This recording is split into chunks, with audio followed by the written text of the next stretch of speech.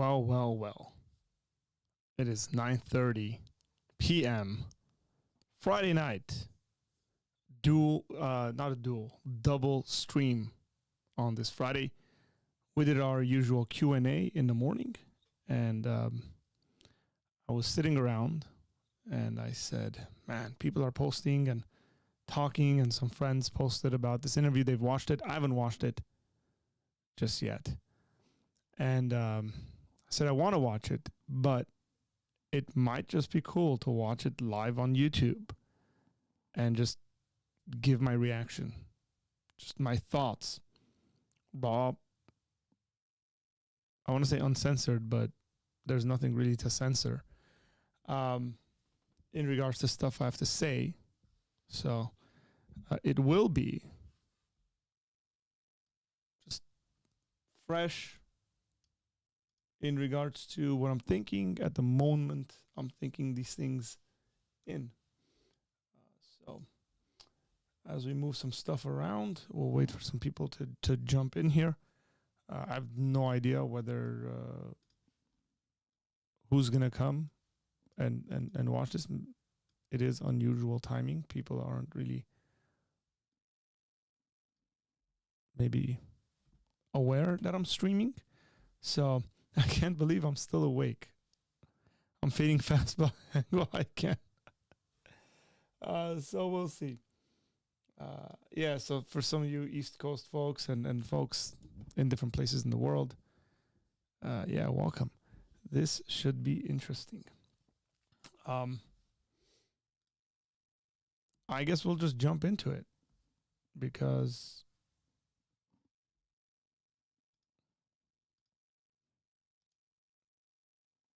hang on.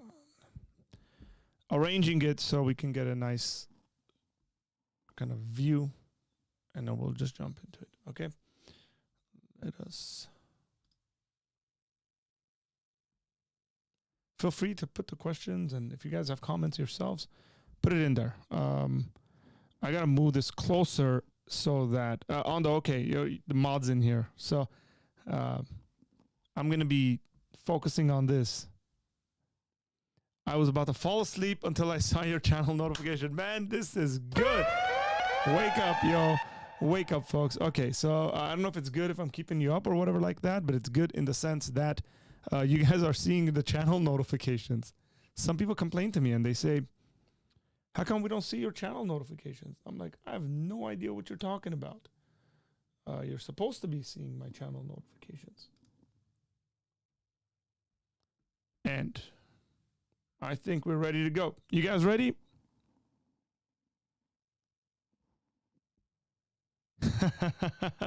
I know, huh? So neither of these individuals, I guess, a warning. Like I said, it's going to be raw and just fresh. Nothing's pre-scripted here. I can't say I'm a big fan of either of these individuals, so this should be interesting watching them go at it and then commenting on it. So I've tried to limit my exposure to what people are saying about the interview. So yeah, this interview came out today. I'm going to be playing it at 1.25 the speed, so we're not here all night. So welcome, guys. Grab, I don't know, a cup of coffee, some water or something like that. Here we go. Okay, Mr. Morgan, take it away. Tonight on Pierce Morgan Uncensored, one of the most infamous men in the world, Andrew Tate's misogynistic tirades have been viewed billions of times online. He's now been effectively banned, though, from the internet. He doesn't think that's fair. Tonight, I'm going to try and work out if it is. From London, this is Piers Morgan Uncensored.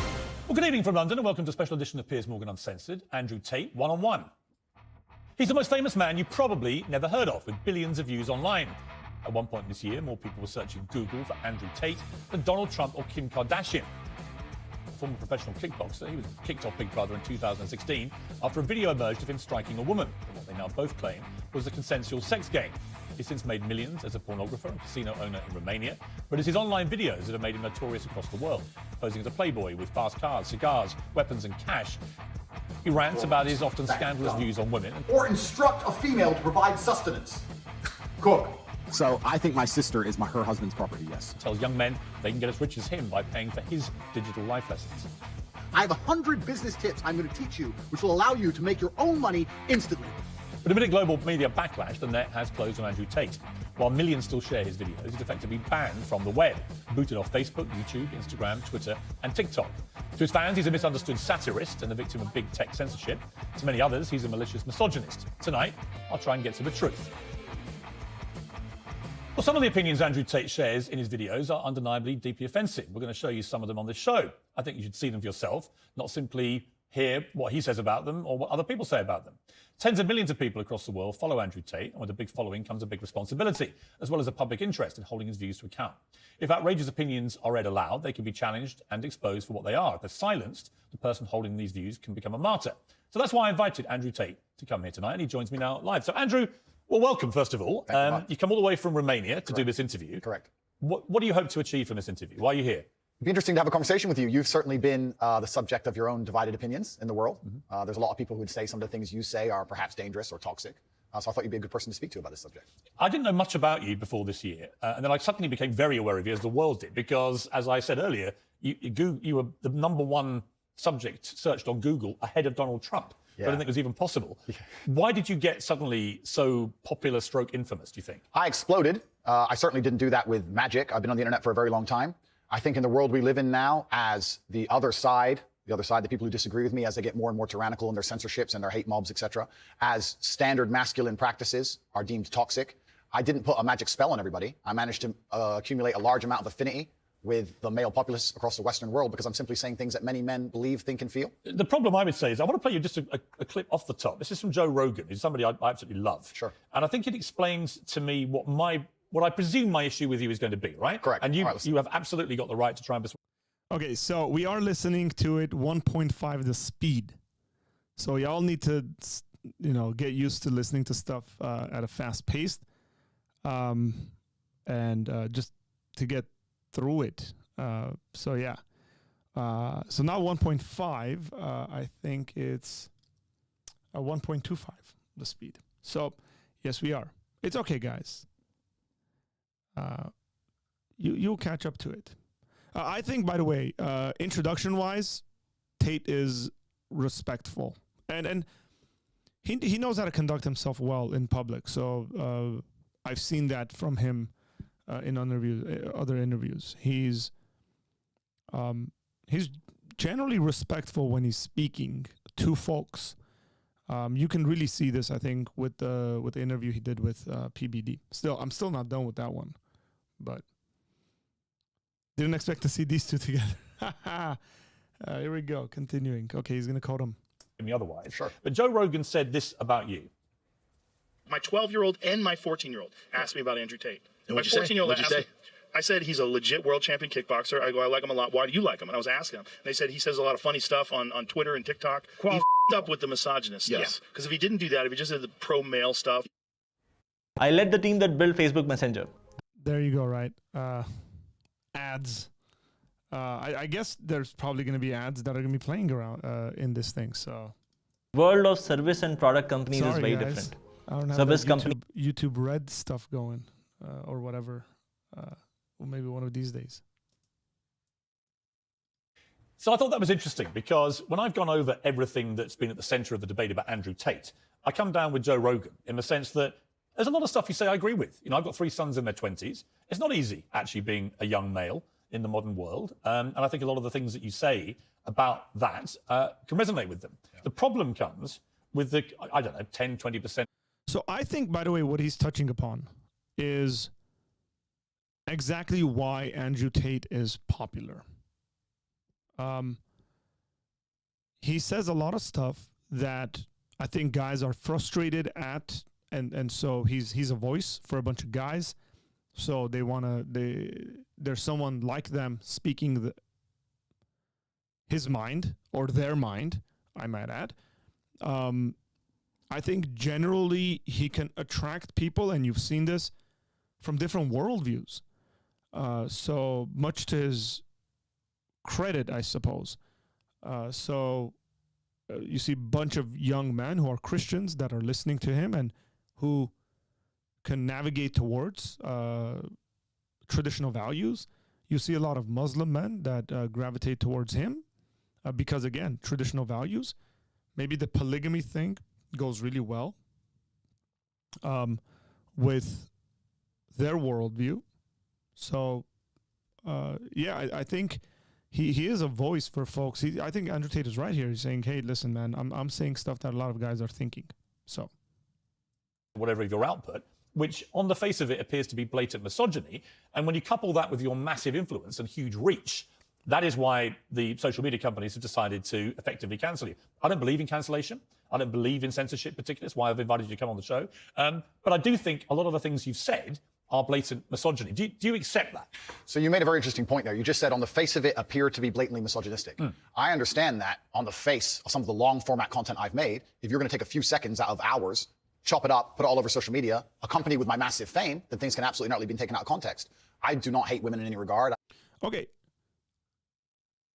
Interesting thing here is that as far as I understand the way this Hustlers University kind of stuff works, and you guys can correct me if I'm wrong, but the whole point of it, or a part of it, not the whole point of it, but a part of it is that people take clips and snippets of his stuff, his own fans, and they just spread it all over the internet. So whether that was on TikTok and Instagram, YouTube Shorts. So he's kind of creating this. He's got a whole army of people who are taking short statements. I would say most likely, I mean, if you're thinking about how to get clicks, they're taking the controversial, the most, I guess, out of context, if I want to give him credit, out of context statements and spread it out. But seems to me that's his doing. His fans, his followers are the ones mainly spreading this stuff around. No negative relationship with women. No women have come forward saying I've hurt them. I've no criminal record for hurting women. There's no way I can be seen as the face or the devil in regards to how men treat women on the planet. I'm absolutely and utterly the opposite. I believe in protecting and providing. I've been misunderstood. There's been large contingents of people who have tried very hard to purport lies about me. And the truth of the matter is, I've been producing content for a very long time. Hours and hours of videos been cut down to 2 or 3 seconds of clip. Those clips have gone viral and people misunderstand me. But I think you've used this phrase of be taken out of context, and I'm not sure that is correct in the sense that it still comes out of your mouth. And some of the things some of the things you've said, I just think are blatantly. Well, let's do them. Let's hear them. Let's go through some. Sure. Right. So you said this about Me Too / rape. This is probably 40% of the reason I moved to Romania. In Eastern Europe, none of this garbage flies. You go to the police and say he raped me back in 1988. They'll say, well, you should have done something about it back then. Yeah, so the point I was making was obviously at the height of the Me Too scandal, and also if we look at Amber Heard and Johnny Depp, there's been a lot of high-profile cases where men have been accused of things they did not do without evidence, and their lives have been completely and utterly destroyed. Right. When I say these things, people sit and say that, oh, he hates women. I don't hate women. I think rape is disgusting. I would take a stronger stance on rape than the British government. I think these people should face the death penalty. But yes. There you go. Okay, so that's an agreement point with Tate. I think whether it's the British government or whether it's the U.S. government, I think the stance and punishment for those folks who are rapists is way too soft. So sit and say that women without evidence can go forward and just make up accusations against men, even though they've been repeatedly proven to destroy men's lives at will, is absolutely not. What about a woman who was raped back in 1988 and goes to the police? Then the man should face absolute and complete justice. But do you understand that when that clip appears on TikTok as a clip, and all right, as a clip, completely. Okay, but it's still something came out. Okay, look, I'll go back to. I think Pierce should have done his research here, and not saying he didn't do any research, but part of that is. You've created an army of folks that are spreading clips of you to the general populace saying, check this guy out. It's a way you're making money. You've actually monetized it. Right? Look, guys, if you're in here and you're like a massive Tate guy or girl, if I'm wrong, tell me. But as far as I know, there's a whole monetization process of this, and that's what's been going on. So your mouth, do you accept that when that appears on TikTok, a lot of young, maybe not as smart as you, young men, right? Impressionable, teenagers, will read that and go, what's he saying here? Is he saying that rape doesn't exist? No, I completely. I'm not going to sit here as a professional and say that I can't be taken out of context. What I will say is that one small sentence you've taken was from a 1-hour video. I'm sorry, but I was like, a professional what? That's the question I came to. Like, a professional kickboxer? Sure. where I explained that, of course, rape is disgusting. Of course, everybody should be punished for their crimes regardless of when they happen. But people are not perfect, male and female. And if you give women the opportunity to destroy men's lives without evidence, there's going to be a contingent of women who will do that. I'm trying to make a balanced and nuanced argument in a world where people have no attention span. They're going to take a few seconds, put it online, decide someone's good or bad, not be interested in the longer format video. And here I am. No, I'm certainly a person who takes personal responsibility. That's who I am as a person. But we live in a world now with TikTok videos 5 or 6 seconds long. There's no content. Do you think women are the problem? Okay. Let me see something. Of men? No. The point I was making... Why have you said they are? Because I made a religious point. I said that when a man marries a woman, the woman's There might be some crazy stuff that happens with my monitors. father walks her down the aisle, and hands her away to the man. Traditionally, this is what it says in the Bible. I'm a religious person. I believe in God. Okay, I gotta rewind this.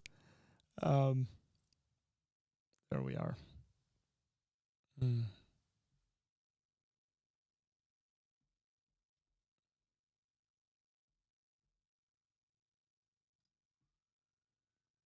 Hey, look at that live.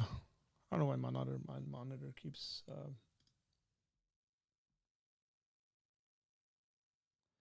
We're talking Bible, and right when we're talking Bible, stuff goes crazy. But it's good. Well, we got a way to fix this.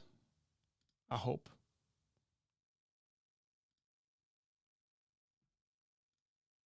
There we are. Okay.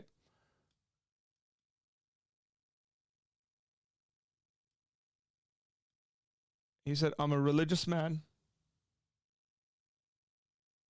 And we're going to give him credit for that. Look, if he's arguing for a point, we'll continue the arguments on the point. Okay? Hey, I'm a religious man. I believe what the Bible says. Cool. Let's see what the Bible says on the subject. Like I'm always when Donald Trump quotes the Bible. Not be interested in a world where people have no attention span. They're going to take a few seconds, put it online, decide someone's good or bad, not be interested in the longer format video. And here I am. No, I'm certain. Do you think women are the property of men? No. The point I was making... Why have you said they are? Because I made a religious point. I said that when a man marries a woman, the woman's father walks her down the aisle, and hands her away to the man. Traditionally, this is what it says in the Bible. I'm a religious person. Well, I can't remember any Bible verse that says to walk her down the aisle and hand her over. Can you guys think of any? I mean, I get that's tradition, by the way. Like that's clear as day. There's no stuff in the Bible that tells you to do these things. Now, I don't necessarily disagree with him on the idea that a child is under the care and provision of his parents, and that if a father is giving his daughter in marriage, then he's saying, hey, you as a man are now responsible for the care and provision of my daughter. So I agree there. Property wise, that's getting a little weird, okay? But he's saying he didn't say that. I believe in God. I live in the most So you do think that the woman becomes the men? I think she takes his last name. I mean, let's watch the clip that you said about that so that we can get it in context. So I think my sister is her husband's property, yes. When a bride is walking down the aisle to marry the groom, the father walks next to her and gives her away. True or false? Absolutely. But I've been married twice, as it turns out, and on both occasions, I didn't believe that the woman was being handed to me as chattel, as property. Perhaps the way the reason... Okay, Pierce, you're I guess he's doing his job as a poke and pry. I'm asked that question repeatedly, and I'm asked in a loaded way. So would you rephrase what you said there? Now, that's a good interesting point about phrasing. The way I would say things before I was famous, I have to take personal responsibility and accept that if I make a video that 500 people see and 1% of them misunderstand it, that's not a problem. If I make a video that 5 million people see and 1% of them understand. So specifically on that point, I think my sister is her husband's property. She took his last name. She married him. She wanted to join his family. She has said it herself. Right. So she's still a sovereign individual. She's absolutely not a sovereign property individual. means that the husband owns your sister. Listen, my friend, if we want to argue about this, you need to go back to the Bible, to the Quran. You need to argue with religious No, I'm not. I love what kind of a universalist is he? Oh man, you got to go to the Bible and you got to go to the Quran. Look, the Bible and the Quran are not in agreement on women. Not at all. right? Like, they're not even in agreement in regards to humanity.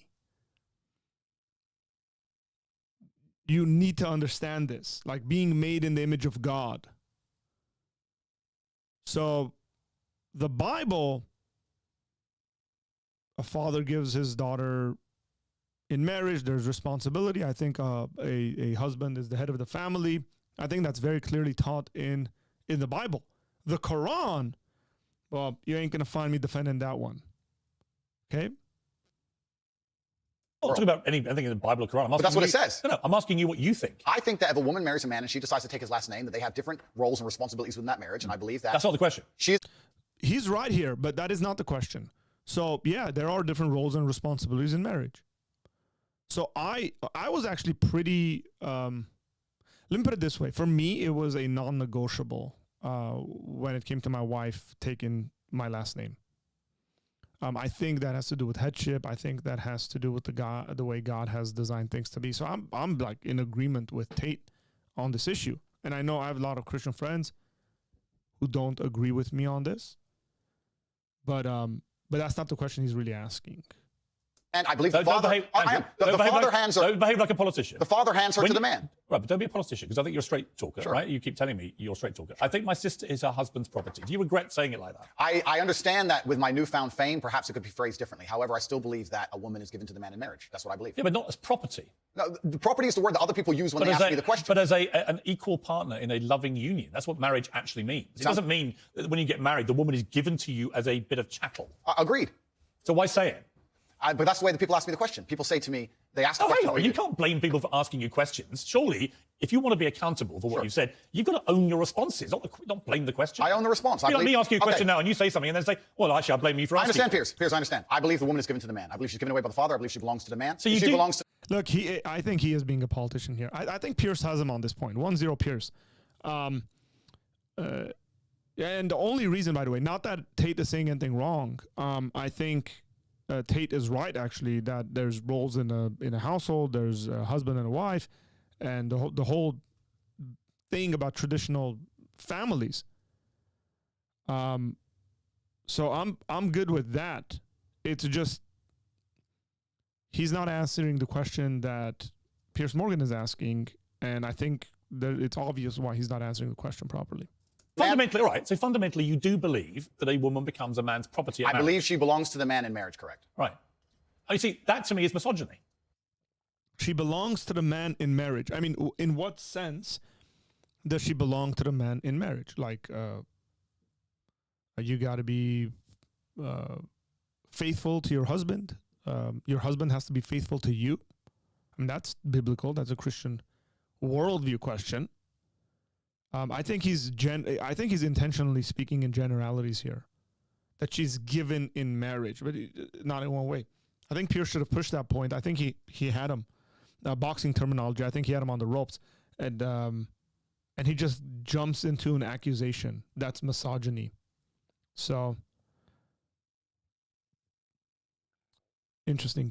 Sako says, the cynic in me says, none of these guys genuinely care about their viewers, but money. Yeah, I mean, a lot of people were accusing Tate of creating like a pyramid scheme and stuff like that with his, army of folks spreading his stuff. I don't know how true that is or not, but I know that was an accusation that I've read. And you're entitled to your opinion. Right. But do you not understand why people think it is misogyny? I understand. What is going on?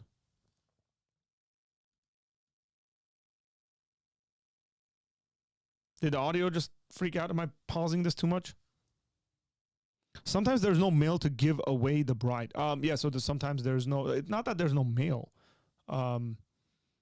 Maybe there isn't a husband. I would say, there's uncles and grandparents and family friends. I mean, this is communal cultures, by the way, speak about these things in a much broader sense. Like in Armenian culture, we will call very close friends of our fathers uncle, and we have two different words for uncle, by the way, in Armenian. We our dad's brothers we call a certain word, and then our mom's brothers we call a certain word. Our dad's very close friends are our uncles.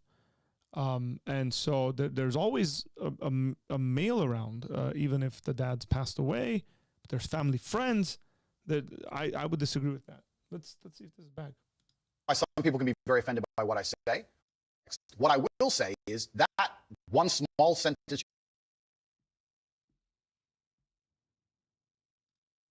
Forgive me, guys. Technical difficulties. taken was from a 1-hour video.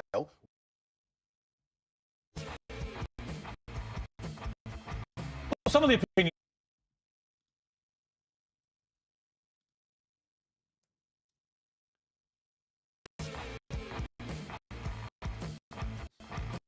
Some of the opinions. The cost of traditional therapy made it difficult for me to get help when I needed it the most, even though I knew the value of speaking with a licensed.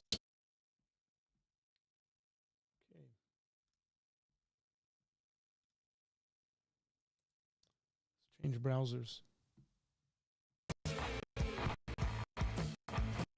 Some of the opinions say.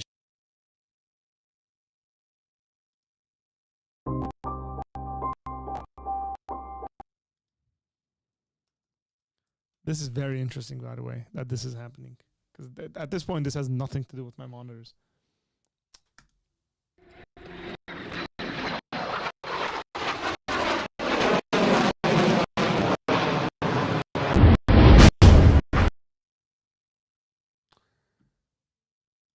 Yeah, I don't... It doesn't seem to me that it is...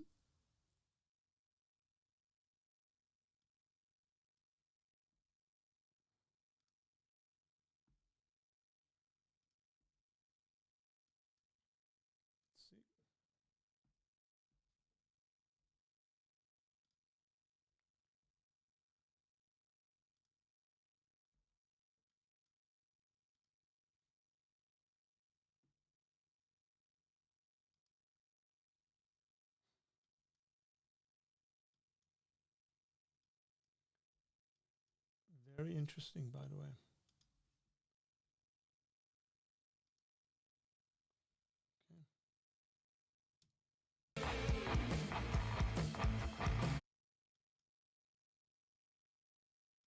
Tonight on Piers Morgan Uncensored, what are Heard in Johnny Depp. There's been a lot of high-profile cases where men Shouldn't be an internet issue, but it might be. But you guys are... the stream is coming through well, right?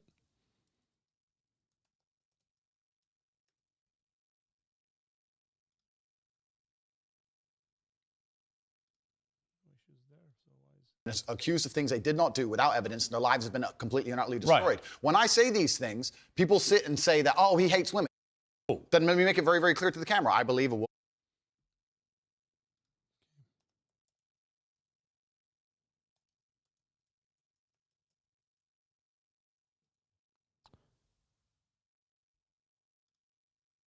Hang in there. We're gonna...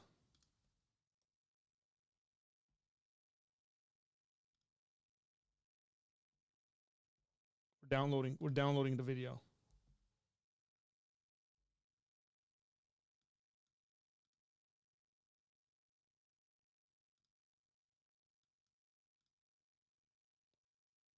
So okay, we'll have it downloaded in a minute, and then we'll do that. Just started really skipping, and the audio was lagging, and it wasn't just that video. Just all of my YouTube videos started doing that.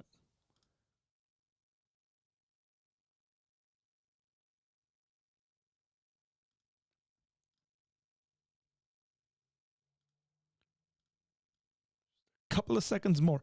Okay, so far, pretty good. I think that Tate is holding his own.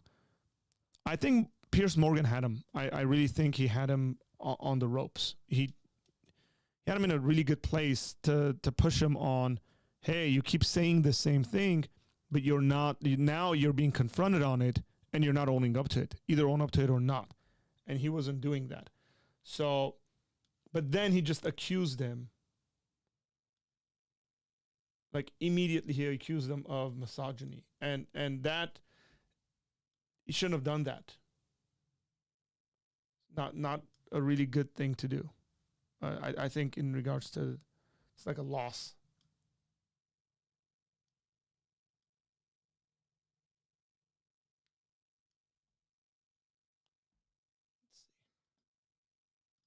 will read that and go, what's he saying here? Is he saying that rape doesn't exist? No.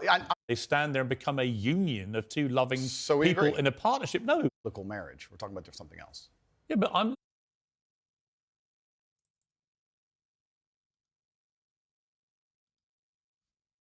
maybe say things the same way now that I did before I was famous, and yet actually you've doubled down and said exactly the same thing. On certain points. So that is what you believe. That's my point. Yes. I'm trying to work out, look, I don't know you. We've just met, right? Yeah. I'm trying to work out who Andrew Tate is and what you actually believe. I don't want to twist anything at all. Then let me make it very, very clear to the camera. I believe a woman is given to the man in marriage. I believe that. I also believe a man has a duty to protect and provide for her. I believe a man should lay down his life if something happens or his wife's life is threatened. I believe that women and children first are on the lifeboats. But men, I believe that men... But a man doesn't own a woman. It's not, no. It's, unless they literally buy them as a slave. Well, obviously we're not talking about that. We're talking about religious, biblical marriage. We're talking about something else.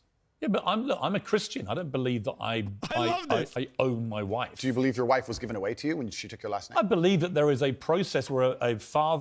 I love how everybody's just claiming to be Christians. Okay, I really want to... This is great. I want to hear what the way Pierse Morgan is going to define biblical marriage. This is very interesting to me.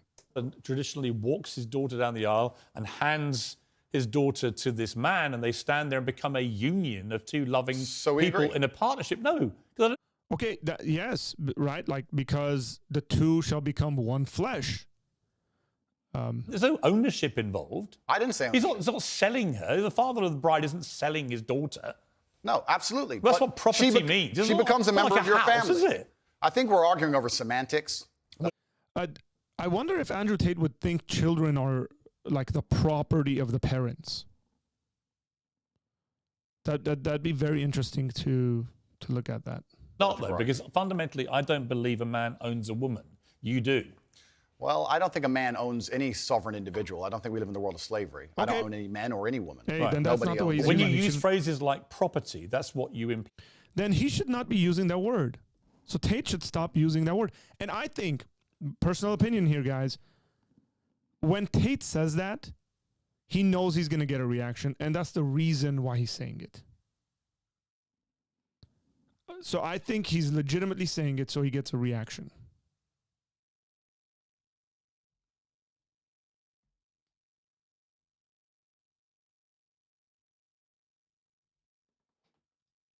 I just realized we're listening to it at the normal speed now.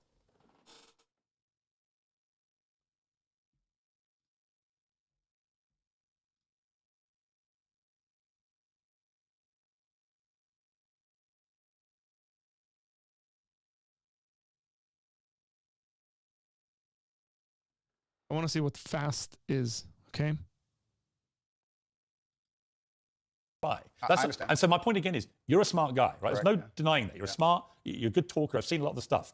But what I don't think you quite fully understand. No, I understand very well. When young, impressionable people who are not as smart see things like, I think my sister is her husband's property, yes, and you've just reaffirmed that belief. They think that they have the right to own women. I understand that very well, Pierce. That's why people think you're a misogynist. Completely. I understand all of this very well, which is why when you're saying I was backtracking, I'm not. Do you have any regret, though, over the way you phrased this stuff? Well, this is the point I was trying to make. The point I'm trying to make is, when I was not nearly as famous and I was making long format content, I was not sitting there anticipating I'd become the most Googled man. Hey, look, Future, that's good. That means, we're on the same wavelength. I just heard a little bit of what he said, but I think what he's going to say, I've thought about this actually for myself. So let's and the planet, and that few seconds can be taken out of context. That was not my anticipation. No, but it's still what you believe. It's what you believe now. So what's the difference? So, when I do this stuff, it's because it's out there. It's very likely that someone can take all this, break it down. I'm sure they can take some of the stuff I said earlier, just chop it up and make me say something that I haven't really said. And when you're making it, you're not thinking, oh, billions of people are going to watch me. Like I'm in agreement with Andrew Tate here. But I still go back to the issue of him creating a whole group of folks who are spreading little snippets of his talks. It's not about, you're asking me, you're saying that young people who are If you said impressionable. to me, look, Pierce, honestly, I've had time to think about this, and I wish I hadn't said it. I don't believe that. That's one thing. Actually, you've said the opposite. You said, actually, that's what I think, yeah. I think that when it doesn't really matter whether you recorded it when you're famous or not famous. It's what you actually believe, right? I believe that a man has a duty to protect and provide for a woman. I believe that a woman's father gives her away to the man. That's what I believe, and that's in my marriage. That's the circumstance I'm going to live under. If people want to live in a different scenario, that's completely theirs. I want to know why Andrew Tate is not married.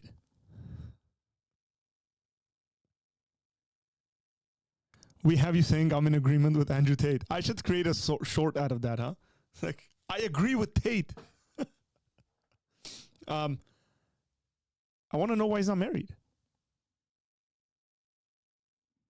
You went on to say about authority over women. If I have a responsibility over her, I must have a degree of authority. Yeah. For the same reason, if I have responsibility over and people are going to use their mind, it's an example, an analogy, responsibility over a child, I have to have some authority. Yeah. So you believe as part of your ownership or your property of the woman. Pierce Morgan, you sneaky little journalist, you. I think he's being very sneaky here, right? Very sneaky. Let's go back. See what he's saying. Of the woman, you have authority over her. No, I believe if you do have authority over her, right? Like, it really depends what we're talking about here. Having authority over folks doesn't necessarily mean they are your property. Politicians have authority over us. A police officer has authority over you. Doesn't mean we're their property. So Pierce Morgan is being very sneaky here. I'd smack that and throw it across his face and tell him, hey, stop being a jerk. If I was Andrew Tate, and I don't know, maybe he might do that. I hope he catches that. He might not, but I hope he catches it. Because having authority over my children doesn't mean my children are my property. Having authority over my wife doesn't mean she's my property. It means we have different roles and functions. So that's what you said. I believe you have responsibility over something. You have to have a degree of authority. You can't be responsible. Yeah, but authority means, again, that you're the boss. The point I'm making, if you'll please let me finish at this point. The point I was trying to make was talking about the safety of a woman. She was walking alone at night, and I was saying, well, I wouldn't let my woman walk alone at night. And they said, well, you're not in charge of her. You don't get to decide what she does. I said, I understand, but if I'm responsible for her safety, and I'm the person who's burdened with making sure she is safe, I have to have the authority to say, don't put yourself in unsafe situations. The two things are linked. Well, you don't have authority. You can absolutely have the right. Okay, this is the difference between. Okay, so Pierce Morgan is some form of an egalitarian, I'm assuming.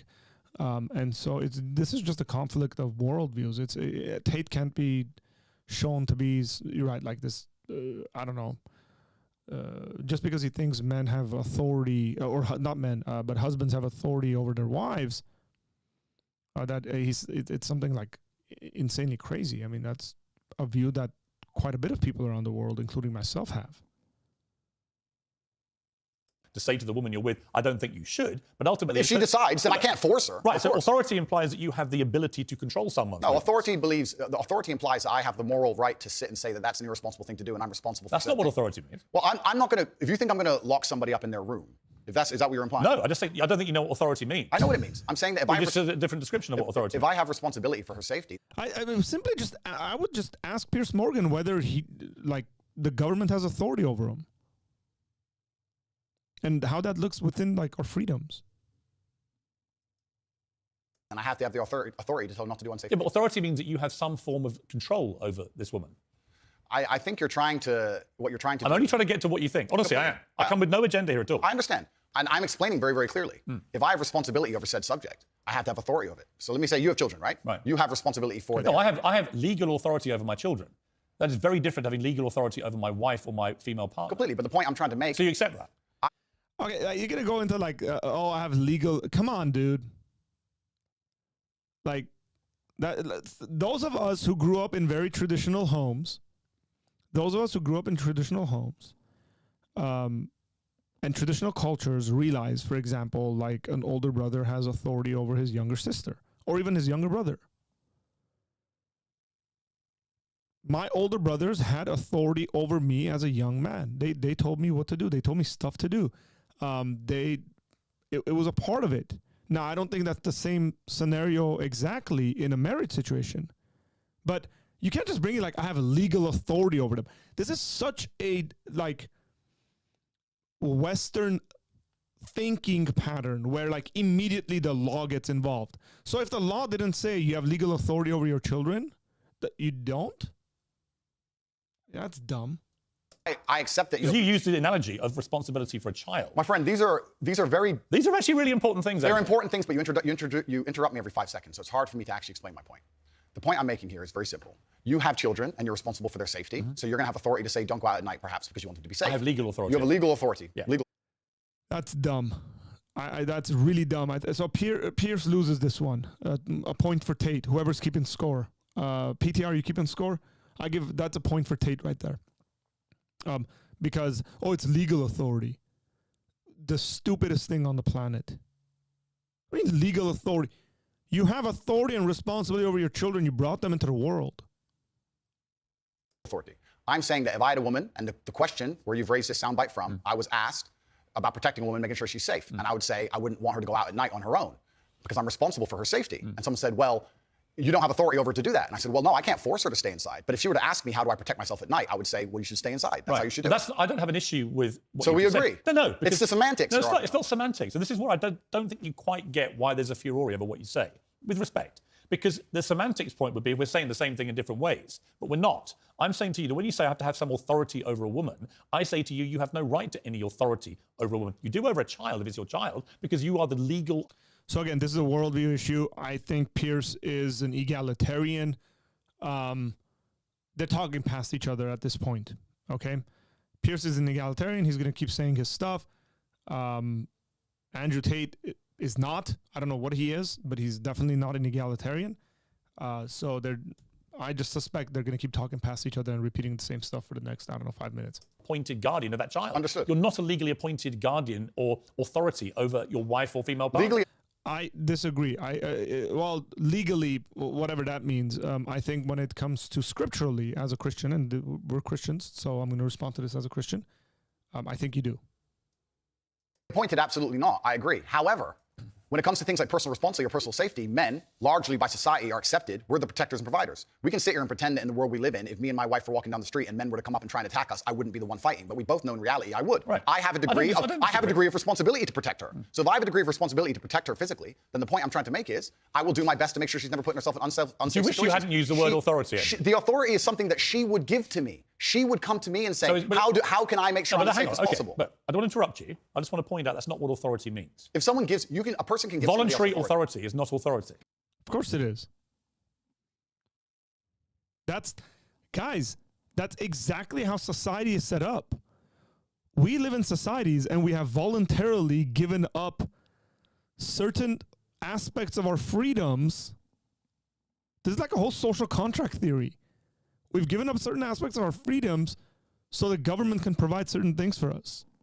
You realize that's, so. No, but that's the point. Pierce, if a woman comes to me and says, I want you to keep me safe, she is handing me authority for her safety. But do you understand the difference between having authority over somebody and somebody giving you permission to have authority? So Ando says there's no way he doesn't realize that he's using loaded language. Andrew Tate is way too smart not to realize that the language he's using has implications of various sorts. Let me, by the way, do something like this.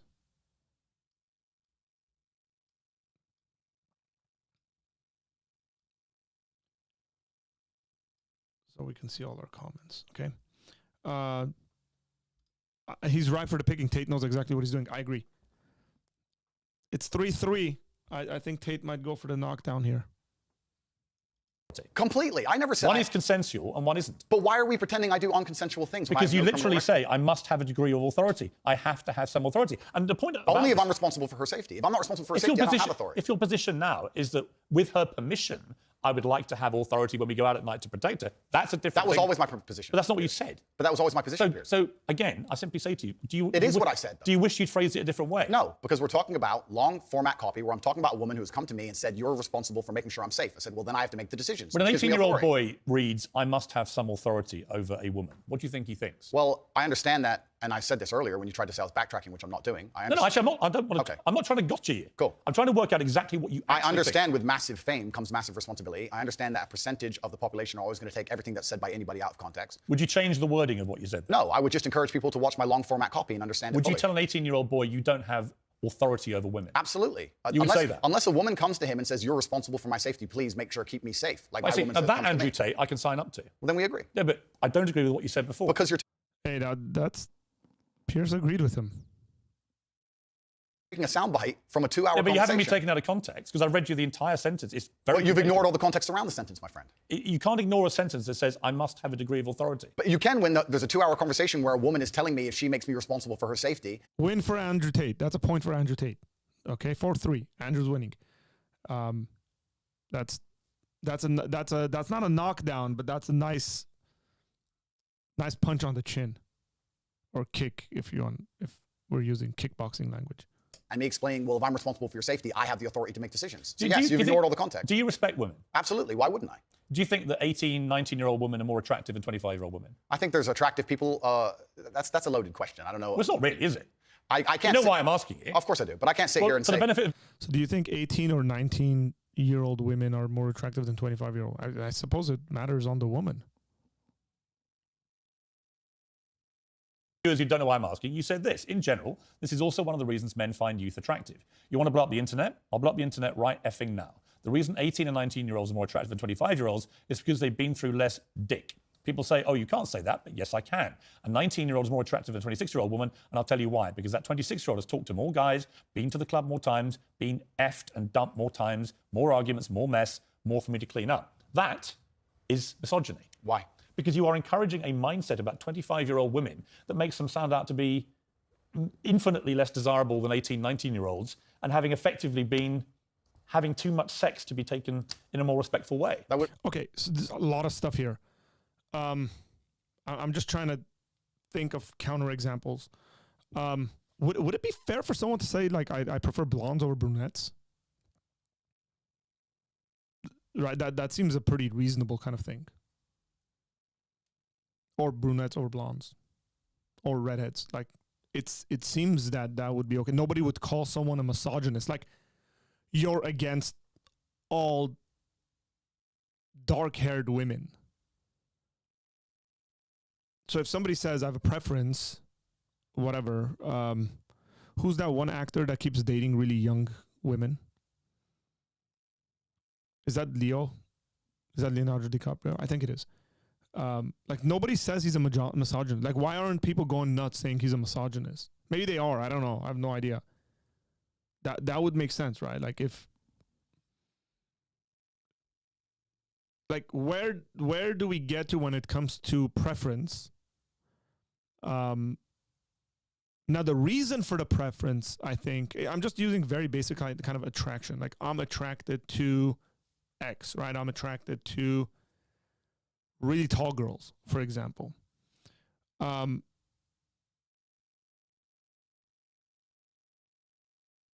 think that's fair. That's not misogynistic. It's just your preference. So if somebody says, look, man, if you're like 50-something and you're attracted to 18-year-olds, that's like really creepy. But whatever. Let's just, so somebody says, I don't want to be with someone who's had a lot of sexual partners.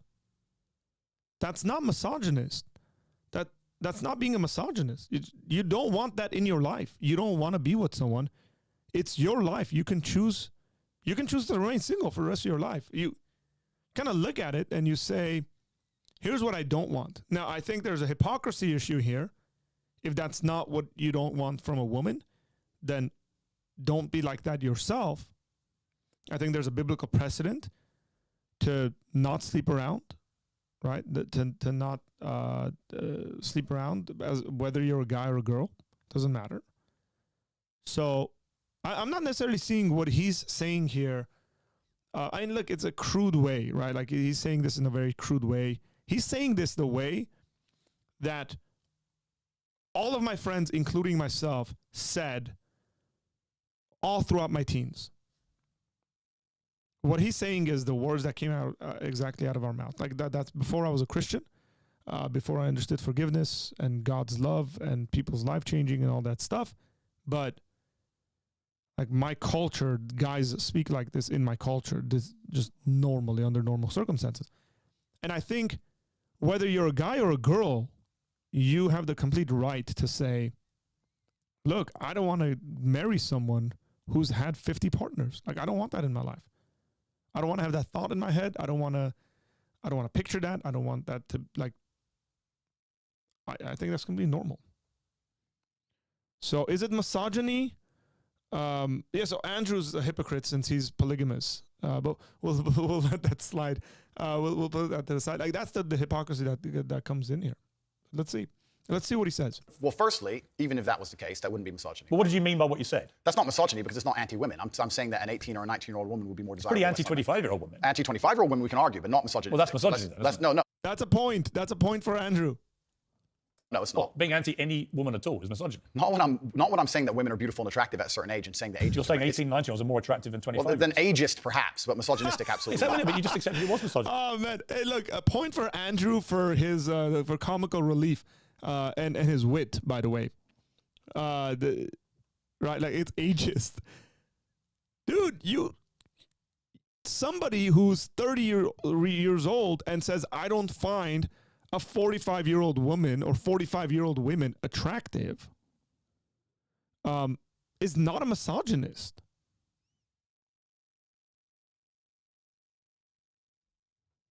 No, I didn't. You said it was misogyny. I'm telling you, no, it's not. So you don't think if you're saying slightly hateful things about a 25-year-old... That's not slightly hateful. Well, it is. You think you say that to a woman's face if she's 25? It's not slightly hateful. So you would go up to a 25-year-old woman and tell her exactly what I just read out? Why would I walk up to a random 25-year-old woman? Because you said it in public on the internet. See, man, Pierce Morgan keeps running into these. You guys realize this? Like, Andrew drags him in and then he says this. It's like, it's reminding me of that Jordan Peterson interview. You're saying this. It's like, no. Why would I walk up to a random 25-year-old and say this? I mean, he's right. Why would he? But he's being a little sly here, right? Tate, again, this is half a point for Tate for slyness. It's been listened to and watched by millions and millions of young, impressionable boys. Correct. There was a large panel. There was a conversation. There was hours long of conversation. There were feminists attacking men for toxic masculinity and attacking me and saying things. And I said things back which were going to antagonize them. So which you've done yourself a bunch of times. Okay, so he's saying, hey, look, I said it to antagonize them. I said it to get under their skin. I think a lot of allegations of toxic masculinity are not toxic. Correct. I do think that kind of sentence that I just read out, that paragraph, is actually toxic. If you genuinely mean that, and you say you wouldn't say it to a woman's face, but you said it in public about women of that age, I do think that's misogynist. And I think you probably do too. I don't think. Okay, so I'm really having a hard time here.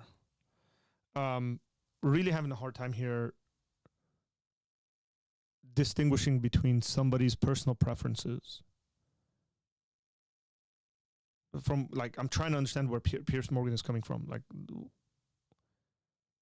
if a person says,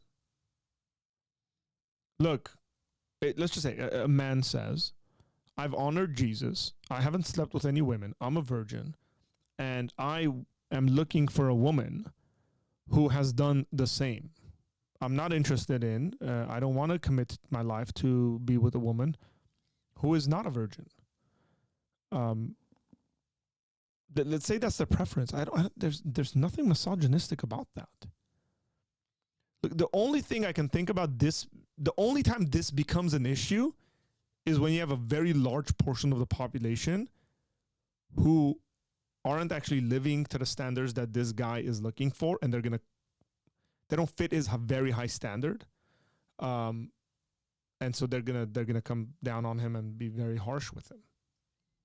Now, again, Tate, it doesn't seem like Tate is a virgin who's saving himself for marriage.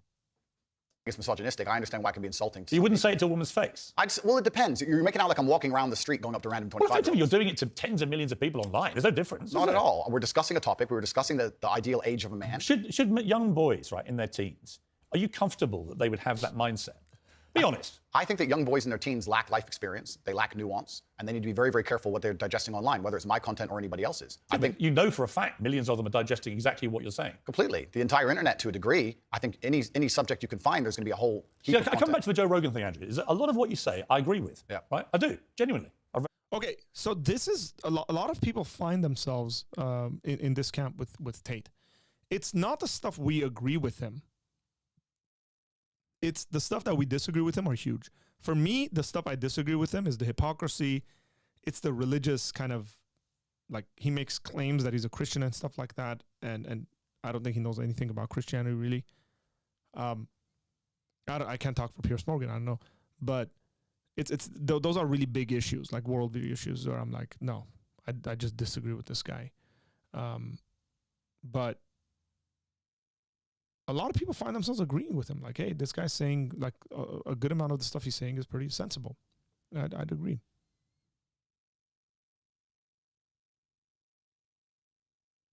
Wow.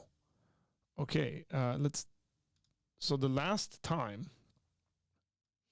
I said that some men don't want women who aren't virgins, I spent nearly an hour getting yelled at and shamed by multiple women.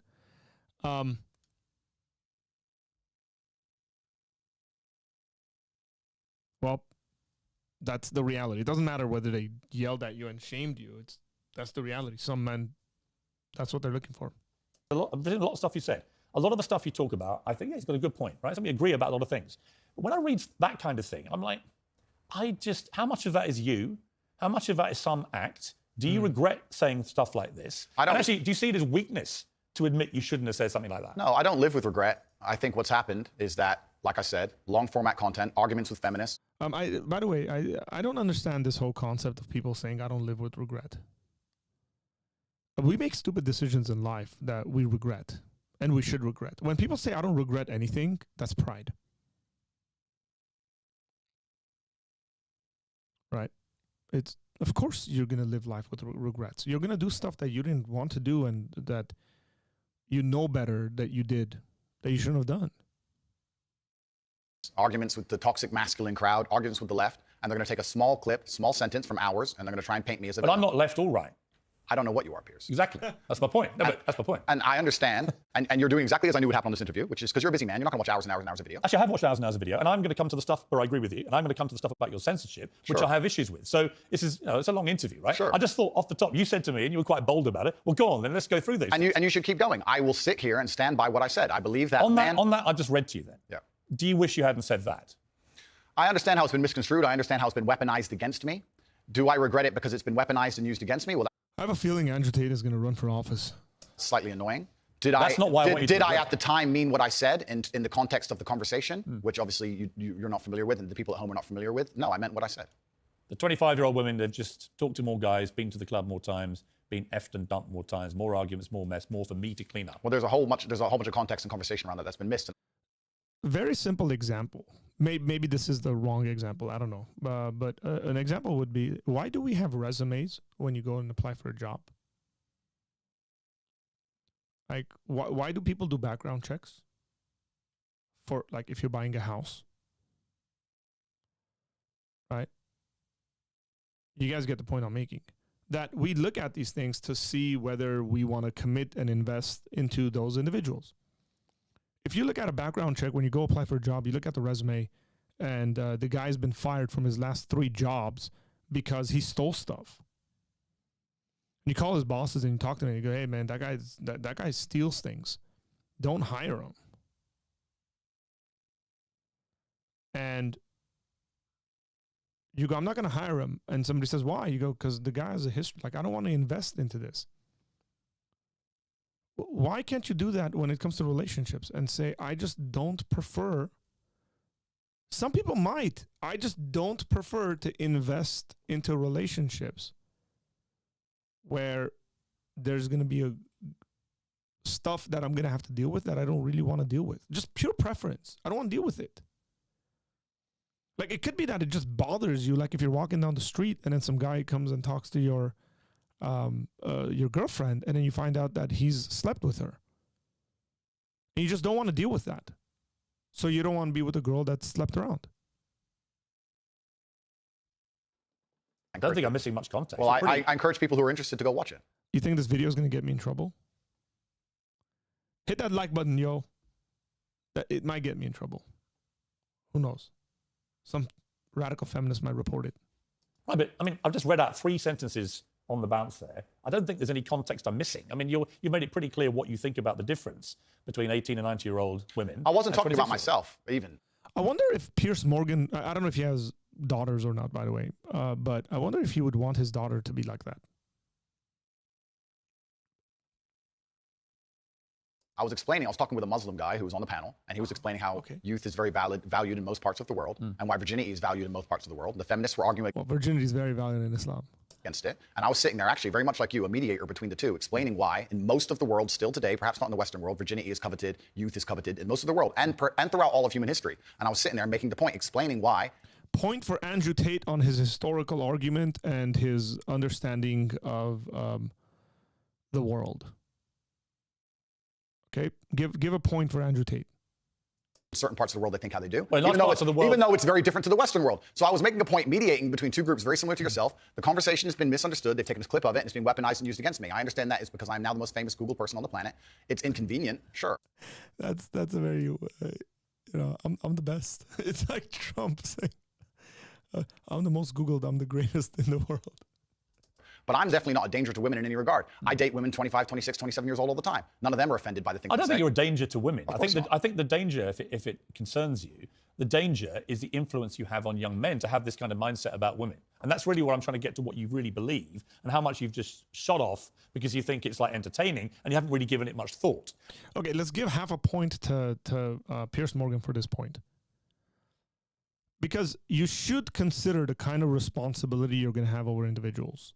And you shouldn't just yap your mouth because it's going to get you clicks.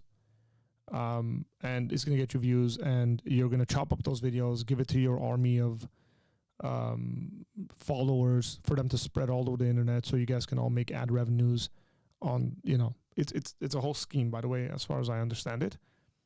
So, yeah, I think Pierce Morgan was right on this. We'll give him half a point. Whether now you're a bit older and you've had all the fallout, Pierce. whether part of you is thinking, actually, if I had, as Joe Rogan says, if you hadn't said stuff like this, you'd probably still be on all these platforms. You'd be massively more popular, massively more famous, massively richer. So I'm really just trying to get to, on the blatantly misogynist stuff, do you just wish you hadn't said it? With great power comes great responsibility.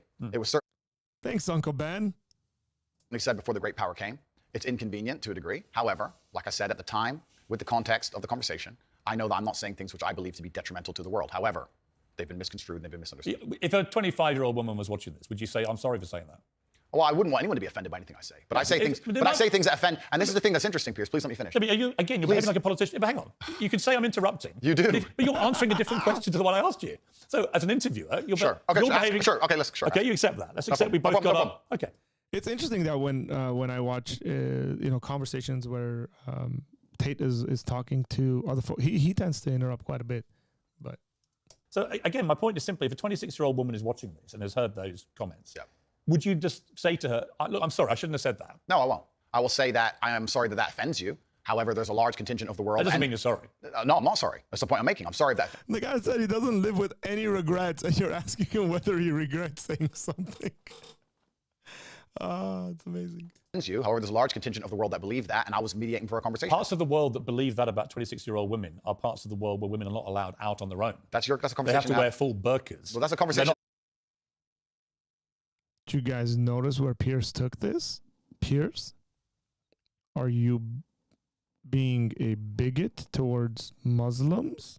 Like your immediate reaction isn't some hyper-conservative Christian culture or some cultures in Africa, but it's immediately the Muslims? Whoa, Pierce. Hold your horses. I'm sure someone's like taking a clip of that and talking about how Pierce Morgan is a racist, which is always weird when religion and gets construed as a race. But yeah, allowed to drive cars. That's nothing to do with me. But is that the kind of world for women that you? I was mediating a conversation. No, I'm asking you what you think. I don't live in a country where that happens. So you're using that as the excuse for why you're not sorry for saying it. It's not an excuse. Is that there are parts of the world where this is fine? So my question to you is, well, do you think it's fine? The problem here is that they both of them are missing the point that just because a lot of people believe something, like a majority of people believe that, doesn't make it right. That's what needs to be said here. I wish I was sitting there and I said, hey guys, this is a nice discussion, but just because a majority of people believe something doesn't make it right. Moving on. I don't think it's fine. I live in a world where... You don't think it's fine? The reason This isn't that hard, Andrew. You can simply say, Pierce, you know what? With the benefit of hindsight, I wish I hadn't said it like that. And if a 26-year-old woman's watching, I'm sorry I said that, because that actually is blatantly misogynist. And even though that's a view held by other parts of the world, it's not a view I share. Now, I would respect you more if you said that than if you try and say, well, it's said in other parts of the world, so I'm not sorry. I think that doesn't tell me what you think. Then you need to understand why my content existed in the first place. My content existed because I tried my very hardest to be an absolute and utter realist, especially with uncomfortable truths. I was pointing out that very uncomfortable. Is that a truth? It's an uncomfortable truth in many parts of the world. It's not a truth that I'm happy about. It's not a truth I'm creating. Hang on. Okay, come on. Don't say it's not a truth you're not happy about. Like, it seems to be like you are happy about it. That's what you want. You teach people this stuff. So yeah, I thought, you know what? Let's take half a point away from Andrew Tate for saying that. That's sleazy. Okay, so he's back to 7 points. You're doing it again.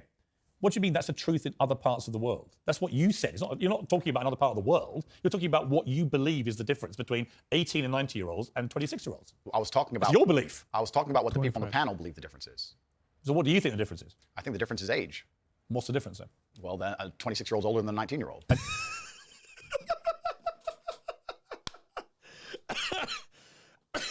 I think I have it paused perfectly. I love it. The difference is between...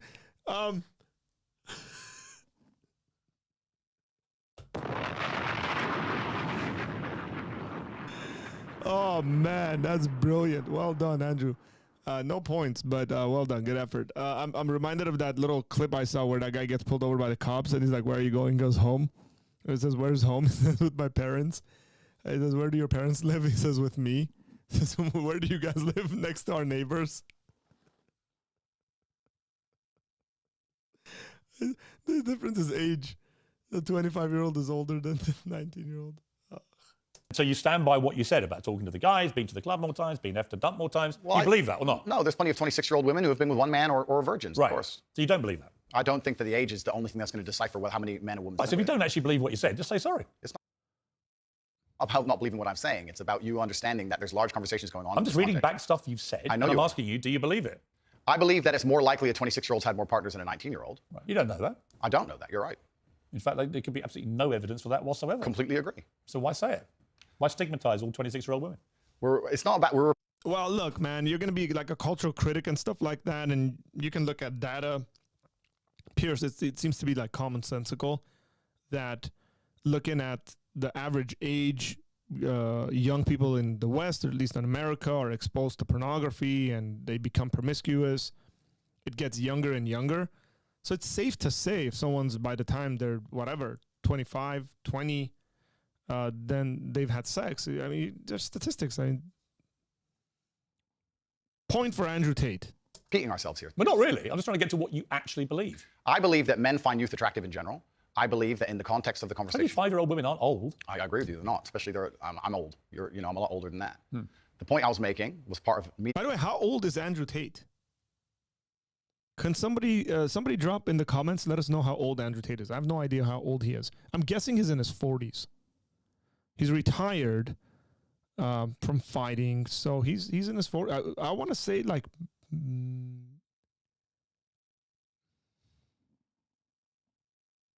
42. That's my guess. Lock that in. Someone let me know how old Andrew Tate is. A panel, a conversation between feminists and some Muslim guys. I get it. Okay, I get it. good. But So you understand why I said the sentence. But as far as I know, you weren't espousing what a Muslim man might think. You were espousing what you think. I was espousing what the people on the panel believed. But you were saying what you think. I feel like you're trying to pin me down. If it's not what you believe, just say, I don't believe that. What part wouldn't I believe? Well, you tell me which part you don't believe. There's the sentence. No, he's not. Andrew Tate is 35 years old. He's younger than me. Wow. Okay, I have to get my beauty sleep. I can't hang with 18 to 25-year-olds anymore.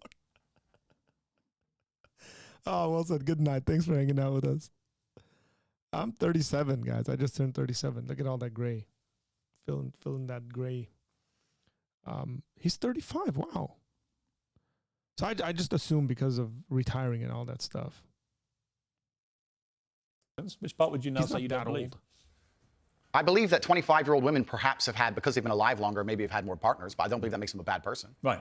But you understand that the way you phrased it makes every 25-year-old I understand. feel a bad person. No, I don't think so. Of course you do. You're not stupid, Come on. Pierce. Andrew, you're not stupid. You know what that sounds like to any 25, 26-year-old woman. Completely. And right? So you have maligned every 25, 26-year-old woman with that statement. And I'm simply asking you, to all those who are not of the type of women that you've described here, are you sorry?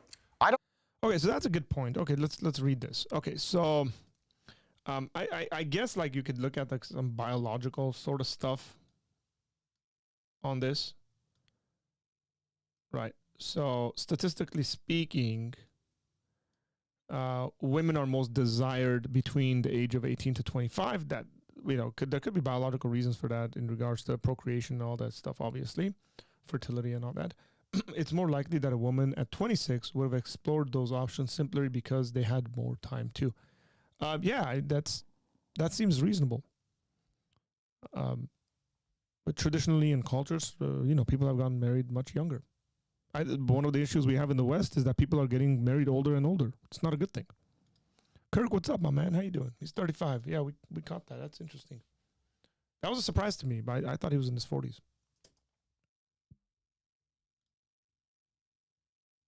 I don't want anybody to be offended by anything I say. I want to be a positive force in the world. I don't want anybody to hear what I say and make them feel bad about themselves. I want all people to live righteous and good, whether they're male or female. Okay. You use that word, man. I mean, you could have said, I want all people to live well. When you say I want all people to live righteous, then you're bringing in some religious stuff there, Andrew. The question is whether you're living righteous.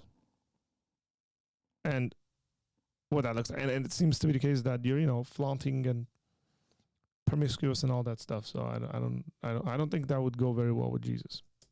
And anybody you lead a righteous life? I think I do, yeah. Do you? Yeah. You boasted openly. He claimed to be a Christian, and he also said that he thinks he lives a righteous life. By what standard? Of having 6, 7 partners at once. So is that righteous? I'm not taking there's no moral view from me. 0.4.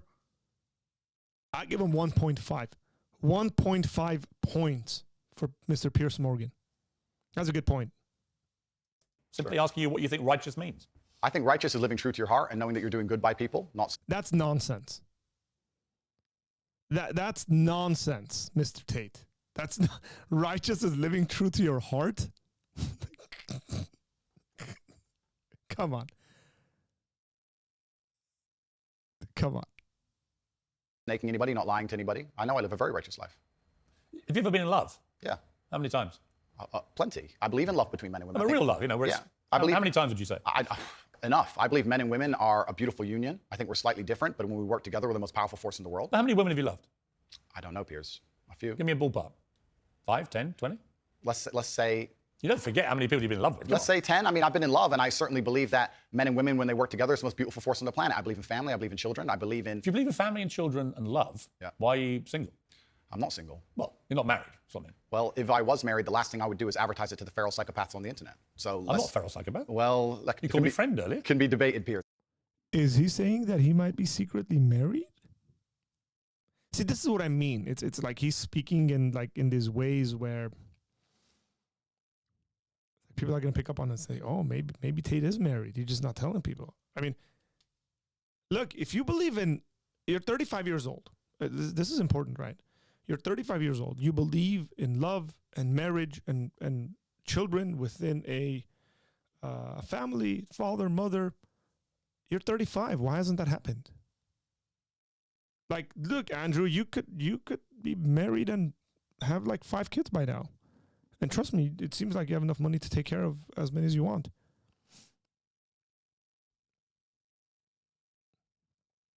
But the point I'm making as a whole is that all of these. Do you want to get married? Is my point. No, but let's please for a second. You don't, or you do? Let's please for a second, because you've interrupted me so many times. I've failed to. Well, actually, I've only interrupted you, just to be clear, when you've actually answered a different question. Cool. Well, then, on all these points you're making, you've admitted that. On all these points you're making on repeat, you're taking these sentences and on repeat you're weaponizing them against me. I'm not weaponizing anything. Okay, it's fine. No. You're weaponizing the weaponizing, which doesn't exist. No problem. But you said to me, "Come on, bring it on. Read out all the things that you think are blatant misogyny."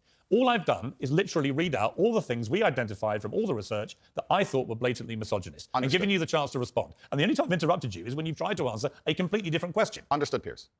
But these things were said in large context, where often I'm talking about how For example, on the same podcast where you've read one of them sentences from, I was talking about how it's a man's duty to die by a woman. And the guy asked me, he said, if 10 men with knives attacked your woman, wouldn't you just... I said, yeah, I'd stand and die. I'd never just run away because I have a duty as a man. I must die on the spot to protect her honor and my honor. I'm talking about a man having responsibility to his duties. I'm talking about the old traditional ways of masculinity. And what happens is a few sentences from such a long conversation is taken and used against me. I understand that. So I want you to understand that I'm talking about protecting and providing for women. I'm talking about a man making sure... Do you want to get married? No, but we all feed into each other, Pierce. I'm talking about protecting... It's not a hard question. No, but I'm talking about protecting and providing for a woman. I'm talking about a man being responsible for her safety. I understand. So of course I believe in men and women. Of course I believe in love. Of course I believe in marriage. Of course I believe in family. No, but the idea that I don't believe in these things I is didn't ask crazy. you if you believed in it. I asked you if you're going to get married. One day, absolutely. So he's not married. If I'm not married already, I will be married. Oh, curveball, Mr. Tate. If I'm not married already. Man, this is interesting. Married one day, if I'm not. You might be secretly married. I could be married, correct. Why would you not tell me either way? Why would I advertise to the feral psychopaths of the world who have tried their very best to destroy me for an opinion about my private life and the things that are most sacred to me? Why You would I think do if that? you said you were married, everyone would hate you? I don't know, but people hate me. It's about me understanding that I'm a hard target, but I am very, very protective of the people I care about. Right. But you believe in the concept of marriage? Completely. That's what we were talking about the whole time. What do you think? We talked about a man giving a woman away. Okay. I believe in marriage more than anybody. In fact, I believe in marriage. This is a Trump line, man. I believe in marriage more than anybody. I'm taking it too literally, but right. I'm the greatest proponent of marriage. Nobody believes in marriage more than me. No, please. Okay. I believe in marriage in the traditional sense. I believe a man has a duty to stand up and be a real man. I believe that the problem with the world today that we are facing is that not enough men are sticking to the age-old ways of masculinity. I believe that me standing up and saying a man must protect a woman and provide for her, so he needs to make sure that she's safe. He needs a degree of authority to protect her. I have no problem with... But people do have a problem with it. And that's the world we're in now. Andrew, I'm over here. Sure. I don't have a problem with what you just said. Here's where my problem comes, right? There are a lot of clips of you floating around on the internet, as you know. One of them has you saying, bang out the machete, boom in her face, grip her by the neck, shut up, bitch. In another, you say slap, slap, grab, choke, shut up, bitch, sex. When people see those clips and hear you say those things... Agreed. Well, I don't think that... It's not hard to misunderstand it. It is. You might say that it's consensual. Other people would say, whether it's consensual or not, that's a very ugly way to talk about women. Completely. Now let's hitting them with machetes. No, watch the whole video. It's a girl coming at me with a machete and me saying, here, slap the machete out of her hand. She's attacking me. So you don't understand. This is the exact point. I do understand. No, people don't watch them in full. And this is actually what's interesting. And please don't interrupt me on this point. Social media has changed in modern times. YouTube 5 years ago was 5, 6, 7, 8 minute long videos. Now we have TikTok, 10 seconds, 15 seconds, 20 seconds, YouTube shorts, Instagram stories. Now anything you produce that's long form is cut down to very, very short form. They're interested in clicks, they're interested in engagement. They find the most controversial clips they can on purpose. You benefited from all that. Everybody benefits from social media views, as do you. Was it the Hustler? What is it I had an online school. Called? Hustlers University. Right. Oh, he said he had, so he no longer has it, huh? I believe I know why he's not married, and if the reason I'm thinking is correct, I sympathize. I wouldn't know. I don't buy this argument that there aren't any good women around. Their whole job was to promote your clips, make you rich and famous. So you've benefited from this system, the one you now profess to hate. You've benefited from it. I never said I hated it. You've clickbaited like the best of them. I never said I hated it. I'm saying what happened. I don't hate it. I don't hate social media. I think it's a very powerful force. I don't hate the social media. I'm saying the point is, I think you can talk. Look, you can talk to girlfriends of yours. Maybe a secret wife. I don't know. It's entirely up to you. Or two. Maybe you've got. Whoa!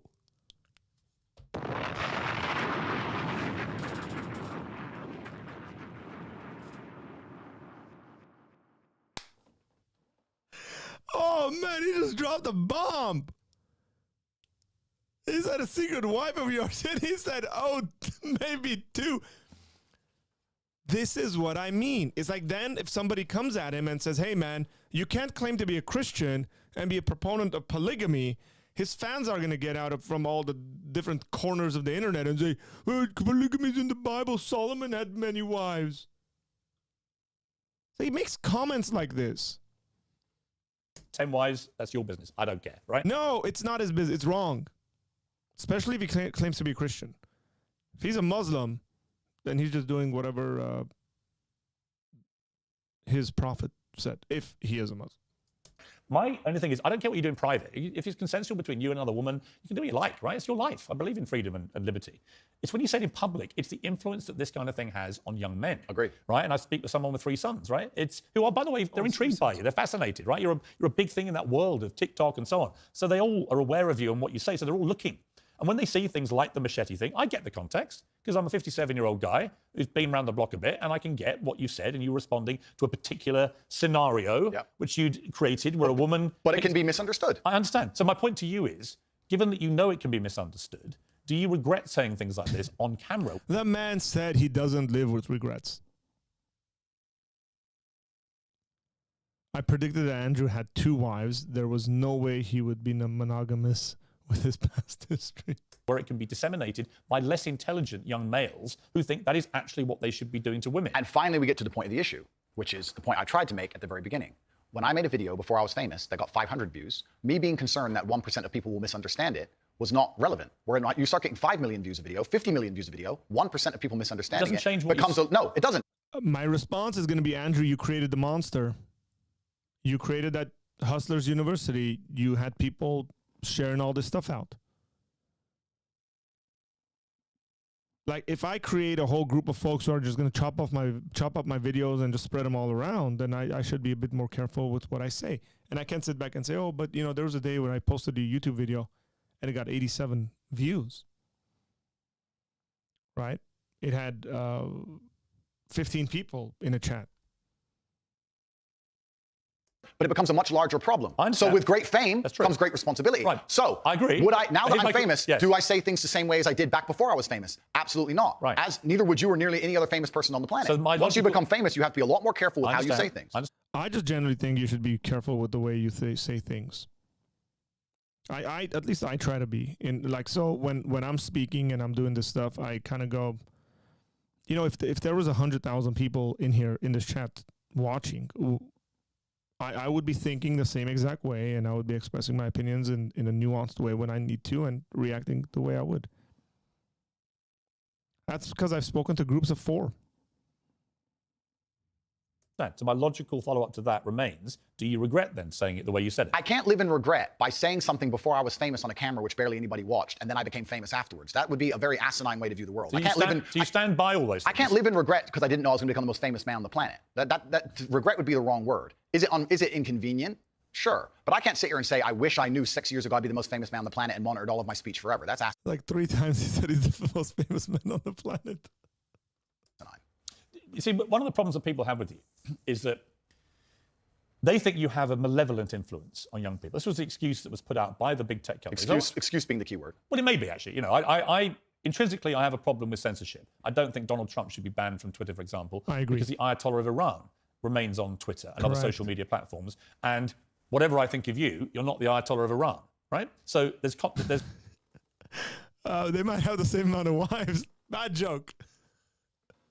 I have no idea how many wives the Ayatollah of Iran has, by the way. He might just have 1. Andrew, on the other hand, suggests that he might have more than 1. If anybody wants to do the research and tell us how many wives the Ayatollah has, that'd be interesting. Ayatollah Khomeini. To me, there's got to be perspective here, and I don't understand the inconsistency by what companies like Twitter, how they treat the... Okay, so let's jump into this. I've heard the argument that Christians had monogamy because the Romans did, and that is not commanded in the Bible. I disagree, but I've heard the argument. It's a dumb argument. That's just not true. Again, a good historian you can look at on this subject is Tom Holland. So if you're a young guy, you're likely going to conclude that there aren't any good women left. That's not a thought exclusive to Andrew Tate. If you're in the dating market in 2022, it's arguably never been worse. I don't know if I would say that, man. I think some of it might have to do with where you live. Like, if you live in a big city, yeah, that stuff, I mean, wherever it may be. Whether it's a big city here in America or whether it's a big city in Armenia, in Yerevan, it's very different when you go to smaller towns. It's the same thing in America. If you go to smaller towns, very different culture. So I just think be very careful not to get bogged down by this idea that all of culture, all of society is this way because of what gets thrown out there. I mean, these are the negative things when it comes to social media. It's the stuff we see. It's like, I think that's a pretty small portion of the population. The leader of Iran and someone like you. It seems to me they're much more draconian on people like you than they are with people who perhaps should not be allowed platforms. But generally, I don't really agree with no platforming people. But I think what's interesting talking to you is it seems to me like you have gone on a bit of a journey of self-awareness about the impact of some of the stuff you said in the past, and you have said you wouldn't say it again in the same way. Now, you may not want to express regret for that, but it shows me that at the very least, you have evolved to somebody who recognizes that these can be quite damaging in the way that you said them. Completely. As a professional and as an adult, it would be stupid for me to sit here and say that now that I'm the most famous man on the planet, my words do not have more impact than they did before. With impact, with power comes responsibility, and things need to be worded in a very careful way. Now, when I do a long format interview, I have to sit there and consciously understand that any 10 seconds of that can be cut and used against me. So I have to be a lot more careful with how I say my words and how I construct my sentences. Of course, we agree with all of that. That's exactly what's happened to me. I agree with all of that. I don't want to be seen as a negative influence in the world. I know that there's a whole bunch of men. I get thousands of emails a week from men whose lives I've saved. I get thousands of emails a week from men who are on the verge of suicide and I've saved their lives. We're talking about... And by the way, I don't dispute that at all. You have almost certainly, I would think... You know, that this kind of goes to show that we have like a pandemic when it comes to men in our culture. And generally, I would just say like they're gravitating towards folks like him, and because he's saying some of the right stuff. And I don't think because they don't have God in their lives, maybe that's why they're going towards this sort of stuff where some of us grew up in that kind of a society. Like the stuff he's saying is like, it's just stuff I grew up with. But then I became a Christian and that changed, and I became a lot more understanding. Forgiveness is a big part of this and all that stuff. The other day I was watching a little clip actually of Jordan Peterson on stage, and later on I found out that it was at Liberty University and Gary Habermas was sitting next to him. But I didn't see that in the original video. It was just him, and this guy runs on stage and says his name and says, I need to talk to you on my life summit. Like, and it was just so sad. Like really heart-wrenching to see something like that. And that's just the reality. We have a lot of men that are struggling and suffering quite a bit. From everything I've read about you, I think you have certainly been probably able to be very helpful to young men who have really struggled for self-confidence and all that kind of thing, right? Completely. I'm completely prepared to accept that. But there was also, I think, quite a disturbing piece that BuzzFeed did. And it talked about the negative impact of young, impressionable male minds when they've... I read this article right when it came out. Okay, this is going to be interesting. Okay, I have some info. I have some information here. Read or seen some of the more inflammatory things you've said. And they quoted, for example, Sandy, 22 from Washington. My father's gone from a man who minored in women's studies in college, who was kind and in touch with his emotions, treated all people, men and women around him with kindness, to a man who says that whenever he sees an effeminate male stranger, he gets an overwhelming urge to murder them. He loves podcasts. He listens to a lot. Tate's response, his face. Podcasts. I know he's listened to Andrew Tate. Whoa. Let's stop for a second. Let's be professional here, Pierce, because you're a professional as am I. First, she said, did you say that my father went? She said, my father has gone. Father. That's a full-grown man, firstly. So we're talking about my impact on children. You just talked about full-grown man here. Good. Secondly, hey, point for Tate here for catching that. Never talked about murdering effeminate men in anything online ever, in any context ever. So I don't know why they have taken some random person I've never met in the world who's full-grown, an adult, and come to their own conclusions who I've never met and lumped his name in with mine. That is absolutely unfair on every level. I didn't read this BuzzFeed. I didn't read this BuzzFeed article, but after hearing the first point, I know it's trash. That is complete garbage. What is I'm the reason this man believes what he believes. I've seen a quote from you, and you can tell me what you feel here about this. Sure. You talk about people don't want to see men dressed up in dresses. Transgender. That's not exactly what I said. What did you say? I said the reason I am so popular and I'm so famous is that there's a large contingent of men who don't want to wear makeup, who correct. Still want to make money, go to the gym, be strong, drive a fast car, be traditionally masculine, and don't want to be shamed for that, and they don't want to be called toxic for that. That is the reason I'm so massively famous. That is what I said. What do you think of transgender people? That's nothing to do with me. I'm not transgender, and I don't understand the issue like they do. Are you transphobic? Oh, I like that. That's a good answer. Do you consider yourself that? Transphobic? What? Afraid? Okay. Now is he get that? He's playing dumb. Andrew's playing dumb. Transphobic? What is that? Am I afraid of trans people? No, I'm not afraid of anyone. Kind of, yeah.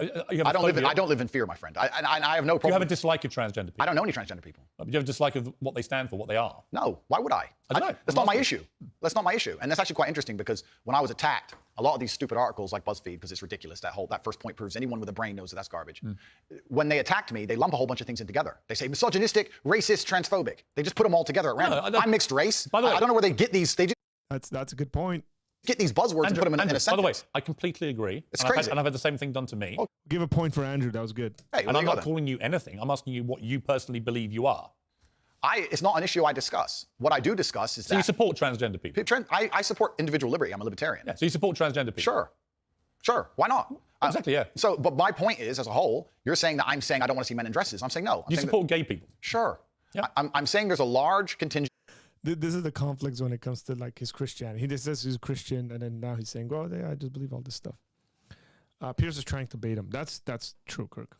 Of men in the world who like the idea of the traditional masculine view of the world, who feel happy when they watch 80s action heroes with big muscles and they run around, and there's nothing toxically masculine about having a fast car and a beautiful girlfriend and making a bunch of money. And nothing at all. Absolutely. And those are the people who are my fans. But the problem is, okay, I'm going to interrupt you just to say this. No. Okay, but you're saying that I have a problem with men in dresses. I'm saying no. The people who watch my content. I have a problem with men in dresses.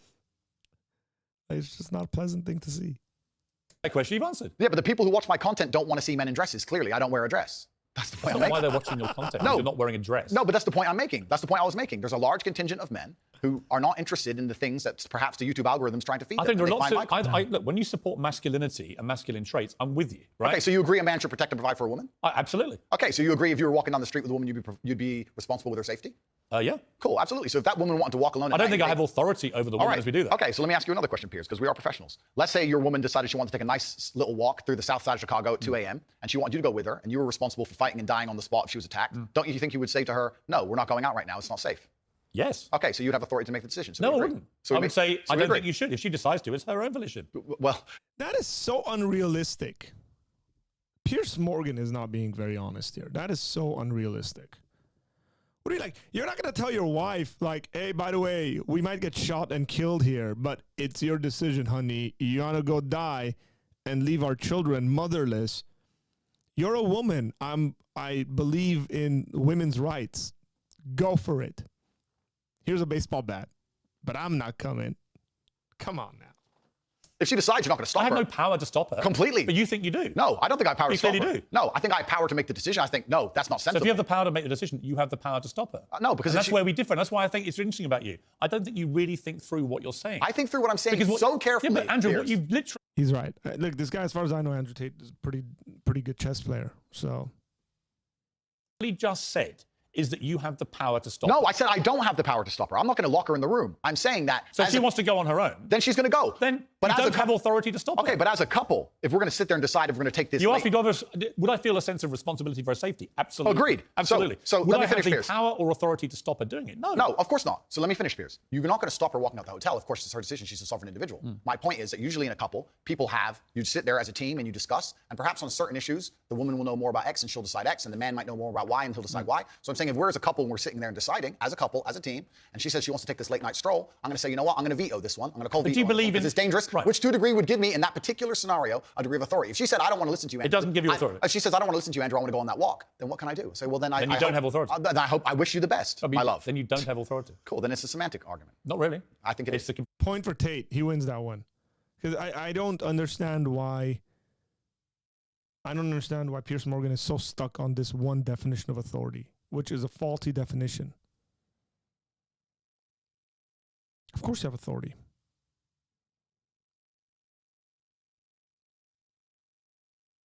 The opposite of what you said you had, which was authority. No problem, Pierce.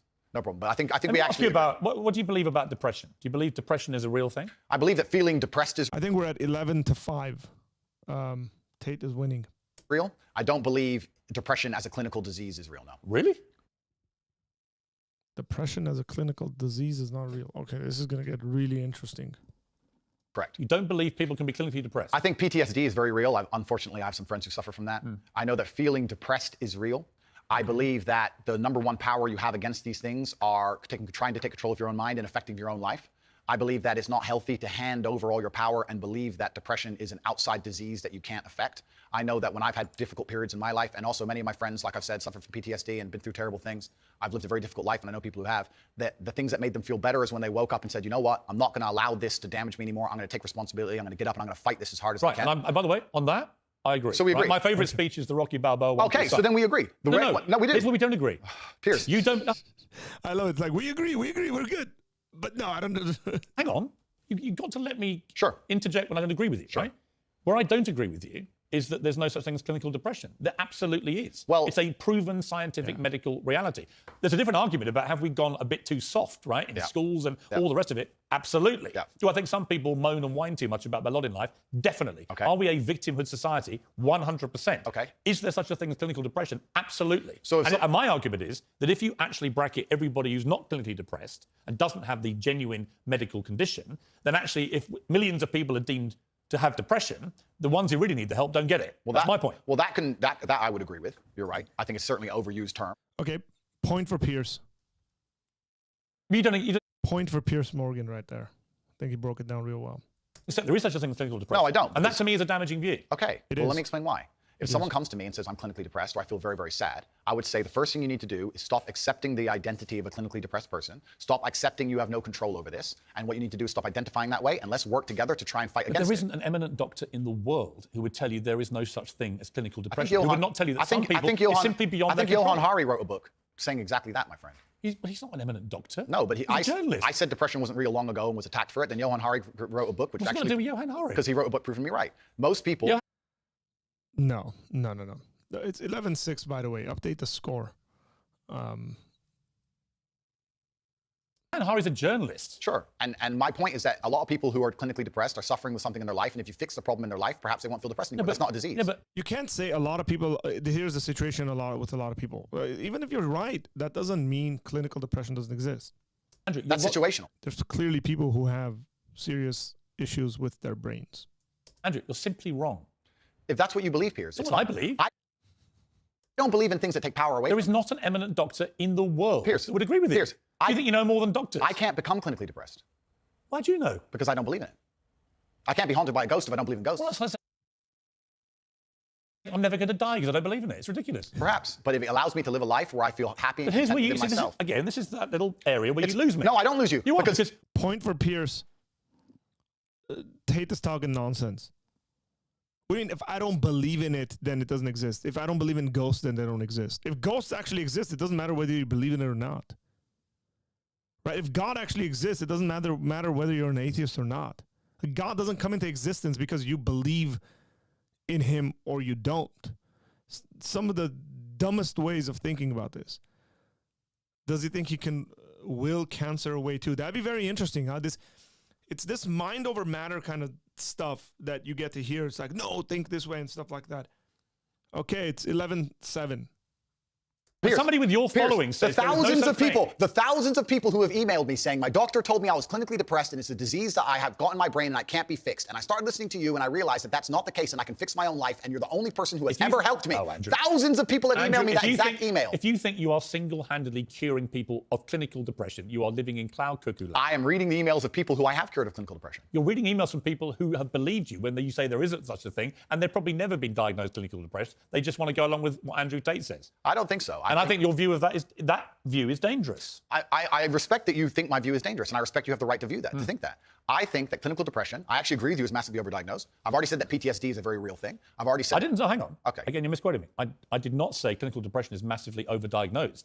You know, it's not necessarily the new age stuff, but I do think it's not like full-on new age kind of stuff. This was the case, by the way. A number of years ago, this was very popular in the business world. Like you're bringing negative energy into the room, and don't think negatively because if you are what you think and that kind of stuff. There's truth to this. But to say that people seriously have brain issues and it doesn't exist, it's okay. I said that people... It's like flat earth nonsense, right? ...who claim to be depressed but don't have clinical depression I think that is massively overblown, right? In other words, there are a lot of people who just have a bad day and declare, I've got depression. And I say, well, have you been to a doctor? Have you been clinically diagnosed? If you have, and you have clinical depression, that's one thing. But if you haven't, we could probably work on some mental strength and resilience skills with you. But a clinically depressed person has an absolutely proven medical condition that is beyond their control. Not according to me. Well, even clinically, even clinically depressed folks can work on some of that stuff. Because of, I don't want to get into I'm going to have an interview with someone. We're going to go into this, but neuroplasticity and stuff like that, and reforming your thoughts and how that affects your brain and all that. There are ways to work with these things. I don't know how much it could go out. I'm sure you'll need some medicine and stuff like that. Just giving Andrew some stuff to back it up. Not that it's completely outside of their control, but it's not that it doesn't exist. And many others, my friend. Well, look, what do you... He's saying he's healed people, by the way. Okay, Benny Hinn. know about it, honestly? I know. You're not a doctor, are you? Not trained, are you? I'm not a doctor. You're not a psychiatrist, you're none of those things. Sure. You're a guy on the make, he's done very well for himself, spouting stuff off, much of which I agree with, as you've seen in the interview, but some of which is ludicrous, and that's one of them. It's not ludicrous. It is. It's not. If you said to me, we're in a victimhood society, it's got to stop, I'm with you. Okay. But the moment you try and deny clinical depression... I believe feeling depressed is real. I do not believe it's a disease that you catch from the sky and you cannot affect. Okay. Nobody believes it's something you catch from the sky. I believe that no matter what Mischaracterization. happens, I believe you have control of your own mind. Straw man argument. You can fight against it. I believe if you change your circumstances in your life, you may feel different. I'll give you a quick example. I had a guy who emailed me saying he was clinically depressed and he was going to kill himself. I obviously am not a psychiatrist, I'm not a doctor. I told him, because I replied to my emails. I said, have you been to a psychiatrist? He said, yes, I'm clinically depressed. I've been on these pills, this amount of time. I'm on antidepressants, it doesn't work. I said, I don't know what to say to you besides this.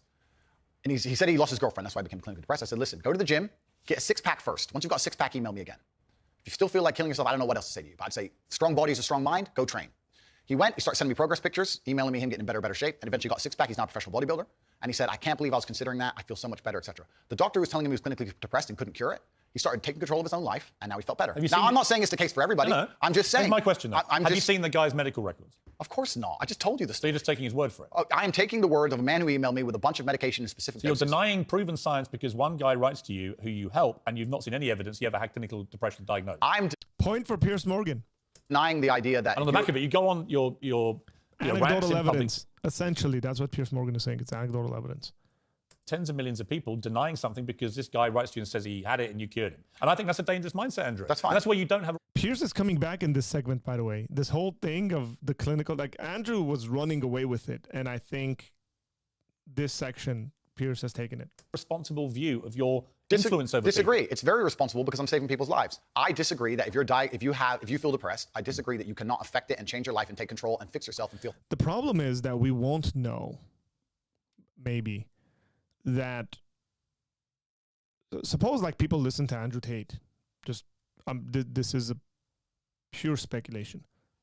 Suppose people listen to Andrew Tate and they stop taking their medicine, as has happened with like radical cultish groups.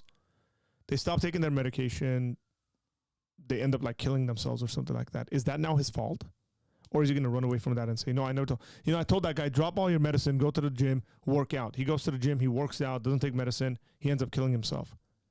Is he not liable now because he told him, stop doing that, do this? Assuming, right? That'd be a very dangerous place for him to be in. Happier. I disagree with that. Do you think I refuse to accept that there are people out there who cannot become happy, contented individuals. I refuse to accept we live in a world where God has created people who, no matter how hard they work and how good their life becomes, can't be happy. I don't accept that. I accept that the universe is a very giving place and that God loves all of us. And if you try your best and you work hard, you can become a better person. And I also will argue with you, and I'll counter the point that you sitting here on your platform telling people they have clinical depression, there's nothing they can do about it, is far more dangerous. Okay, well then, if they have clinical depression... Why do you misquote me? No, because you're saying... hate being misquoted. No, you're saying if people have clinical depression... I never said there's nothing to do about it. They go to a doctor and they get diagnosed and they get help. Then I would argue the point that... It's the complete opposite of what you just said I said. I would argue the point that if somebody has depression of any kind, whether it's clinical, whether it exists or not, whether they feel depressed or not, whatever... Half a point for Pierce on that. That taking control of their life, taking personal responsibility, and working hard is always going to be the positive, best thing they can possibly do for their life going forward. How positive is it? So sitting here saying, I don't believe in clinical depression, you don't believe in depression. No, I don't. I believe that people can take control and fight against things. Right. I believe in personal sovereignty. Right. Fine. Good. So we agree. No, we don't. Yes, we do. No, we don't. I love how Andrew like pushes him and says, "Okay, we're in agreement." And then Pierce, you're on my side. You're afraid of being cancelled along with me. As I said to you from the start, that's all I agree with a lot of what you say. Completely. So but I'm taking you to task over the stuff I don't agree with. Sure. And I'm just not sure you understand why it's wrong, which is in itself quite revealing. Let me talk to you about Alex. Let me talk to you about Alex Jones, right? Who I have a bit of history with. He tried to get me deported from the United States. I didn't know this. I didn't know Alex Jones tried to get Pierce Morgan deported from the United States. 1774 will commence again. Oh, did he? Yeah. What is your view of Alex Jones? I think that Alex Jones... Hey, somebody just gave us a thumbs down. ...is a... Come on, man. Gotta have thicker skin than that. ...sovereign individual who, very much like the... By the way, I don't even know what it means to say someone is a sovereign individual. That's like, it's so redundant. They're human. All humans are sovereign individuals. Just like, you just sound smart. I don't get it. Okay, this next segment's going to be hilarious. Alex Jones is in the mix. Imagine Alex Jones being the mediator in this debate. He's moderating. Rabid left deserves a chance to speak on his points of view. I think that the truth on issues is usually somewhere in the middle between two extremes. And So you think Sandy Hook was staged? I don't know anything about Sandy Hook. Really? You know he's just been sued by the families for millions and millions. I have no idea. He just said, I think the truth is usually in the middle between two things, but he said, I don't think depression exists. You don't know anything about it? No. So why would you support someone in public? You know nothing about the most infamous When thing have I supported him in public? You have supported him in public. I've been on his podcast. Yeah, but you said nice things about him. I say nice things about lots of people. What do you think of Alex Jones?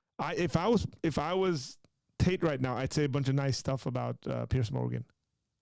Just to make my point. I said nice things about you, Pierce. That's fine. So you should. Nice person. To sit and say that I've been on a podcast and I say nice things about you. But you said you support his right to speak about things like Sandy Hook? I don't know Sandy Hook. I don't know. And you know what it was? It was a mass shooting. Of school children. Okay. But to sit and it's actually, no, let's stop for a second. Please don't interrupt me. Here's why I know why you're good at your job. First, you interrupt people a lot, which is good. It's a good skill. Actually, and then here you go, prove me right. But here's exactly and the timing's good. Here's exactly what I do.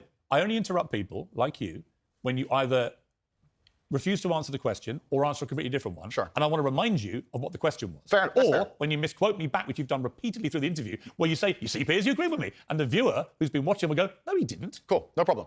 The other thing you do is you try and set these traps like now. So you're saying what's the trap you think I'm setting? You're saying that I agree with every single point of view a man has. I literally didn't say that. You're saying, well, you support Alex Jones. Why would you misquote me? Because you're saying you support Alex Jones and you said you've been on his podcast and he said this. I don't know what do you think of Alex Jones? I don't know everything he said. What do you think of him? I think on his podcast he was cordial. I think he was professional on his podcast. I've also done podcasts with rabid leftists and people who openly hate me. Is it wrong? I do a podcast circuit. Okay. So and I don't know everything he's ever said. When somebody like I don't know what you're trying to get me here because I did a podcast. Let me get a word in edgeways. Half a point for Tate. Give him half a point. It's a lame trick. If you let me get a word in, sure. I will tell you. Let's go. Alex Jones said that Sandy Hook didn't happen. It was staged by actors. Okay. This compounded the appalling grief of the families of those poor 20 children okay. who were gunned to pieces by a lunatic with an AR-15 semi-automatic rifle. They were already grief-stricken beyond belief, and this guy poured petrol onto that grief quite deliberately to make a huge amount of money from his InfoWars fake news bullshit. And as a result, a lot of the man, Pierce really doesn't like Alex Jones. Families have now sued him, and they've won, and he's going to have to pay back tens, maybe hundreds of millions of dollars in damages to these families. And quite right, it won't do anything about the pain he caused them. Some of them actually have people turn up outside. I think I know where Pierce Morgan is going with this. I think he's going to take it and flip it around and bring it back to Tate saying there's no such thing as depression. I haven't seen this, by the way. That's what I'm sensing here. And if he does that, 2 points to Pierce. At their houses with guns because Alex Jones had told them that these parents were making it all up. They were all staged actors. It was all run by the government. So I simply say to you, now I've told you that, what is your view of Alex Jones? I don't see why any of that has to do with me. It's very interesting. I've done the guy's podcast. I know him well. He's professional and courteous. What a letdown, Pierce. I would have done that. I would have said, you could potentially be damaging people like Jones was by saying things like there's no such thing as depression. To me, when I meet somebody and they show me respect, I show them back. Respect. That's what I do, as I did with you. You respect him? If somebody shows me respect, I show them respect back. So if Adolf Hitler showed you respect, you'd respect him back? That's a stupid question, Pierce. It's not. It's a logical extension of your argument. No, if in 1931 I was walking through Germany and a man come up to me and said, sorry for bumping into you, I'd say, sorry, no problem, mate. I'd show respect back. I don't know, what are you trying to say? That I sanction the Holocaust? You literally just said if somebody respects you, you respect them back. I say if somebody shows me respect, I show respect back. That's a good way to go through life. Whoever it is. If somebody shows me respect and is courteous to me, I'm courteous back. Yes. How can you respect somebody who caused such misery and pain to I have no idea the specifics of the thing you're discussing. I don't understand. This is such a useless conversation, right? It was the do I need to ban that? It's Hebrew, 32,000 something.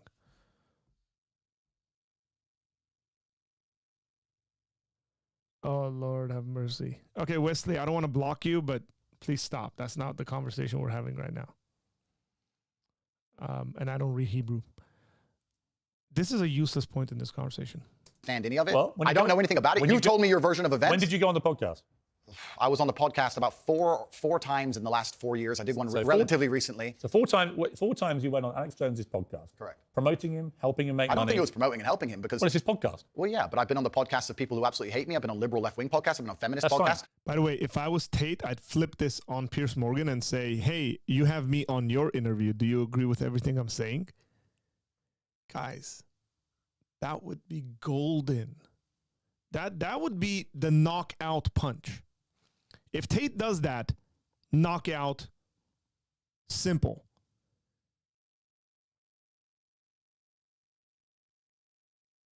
Okay?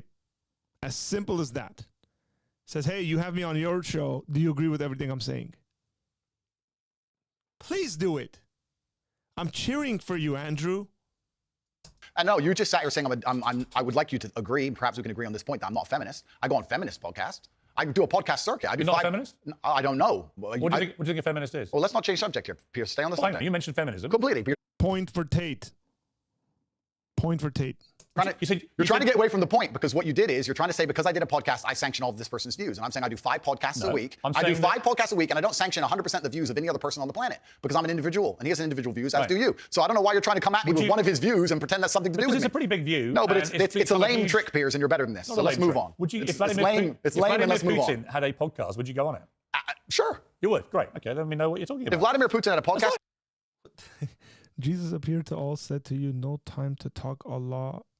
I means he told you to tell the vision.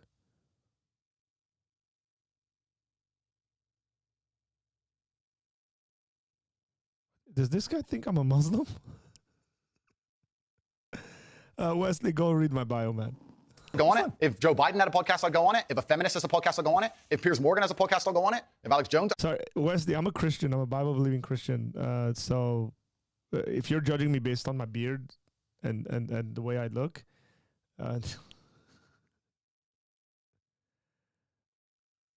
please don't get banned. If you just continue being a troll, then I will block you. Just do some research. I mean, I don't see the point you're making. There's no point here. You're digging, but there's nothing to find. Well, I'm not. I'm taking your position that if somebody shows you respect them. I think that... I'm saying there are lots of people in the world I do not respect. If Vladimir Putin showed me respect, I would not respect him. That's your opinion. But no, it's my view. What's okay, that's your view. Well, your view is you would. You're sitting here. Nonsense. Like if Pierce Morgan got an interview with Vladimir Putin tomorrow, he'd take it up. You know that. I know that. That'd be like the news of the century, man. He'd make so much money doing that. I wouldn't respect him. Get out of here. Nonsense, Pierce. You know what? I'm going to take that 0.5 point away from Pierce Morgan for saying something stupid like that. So it's 12.5 to 8. Saying that I'm on Uncensored Show, and in your intro you said that it's important that we don't have echo chambers and we have varying... Correct. And that we have varying opinions. Correct. But then you're saying the people you don't like, you wouldn't go on their podcast. No. So you are a hypocrite. No. I will go on anybody's podcast and discuss any point. I don't think you understand what censorship means, do you? Like a lot of words we've had problems with today. You're just saying what do you think censorship means? No, but the point I'm trying to make here... Hang on. What do you think censorship means? Don't hide from the fact that you're saying you will only do podcasts with people you like. Why do you think that's censorship? No, that's your prerogative. My prerogative is What does it do with censorship? I'll discuss opinions with anybody, and I've done hard left wing. Why are you not asking me about the podcast I've done for the people who are hard liberal? By the way, left-wing? I don't care whether they're left or right. Okay. Extremists to me are all nuts, right? Then we agree. Yes. So perfect. Good. Next subject. All right. Here's my next subject. It's a very serious case here. Hang on. No, not that one.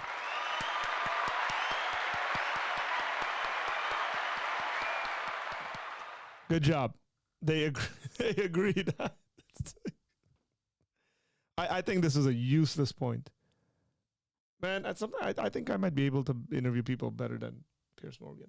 And before we move on, sorry, Pierce, but before you move on, I do find it kind of disingenuous. And I know we're on a show, and I don't have a personal problem with you, but it is kind of disingenuous to try and sit here and lump me in with some school shooting. That's nothing to do with me. That's nothing to do with me. On any level. Let me respond. On any level. Let me explain. Like you've just said, you've been on this podcast 4 times. In 4 years. Since he said the whole thing was staged. I don't know when he said. I think the fact that a smart guy like you wants me to believe you had no idea that Alex Jones, who's been in the news now for the last 2 years for being sued by these families for the most heinous thing imaginable of pouring petrol onto their grief by claiming that shooting was staged. The fact that you're pretending you didn't know about any of that. It's not about pretending. You've been on his podcast 4 times. Pierce. I have an idea here. I have a sneaky suspicion that Pierce Morgan really doesn't like Alex Jones. It's very obvious. And he knows this Tate interview is going to get a lot of views. I mean, guys, this was put up earlier in the day.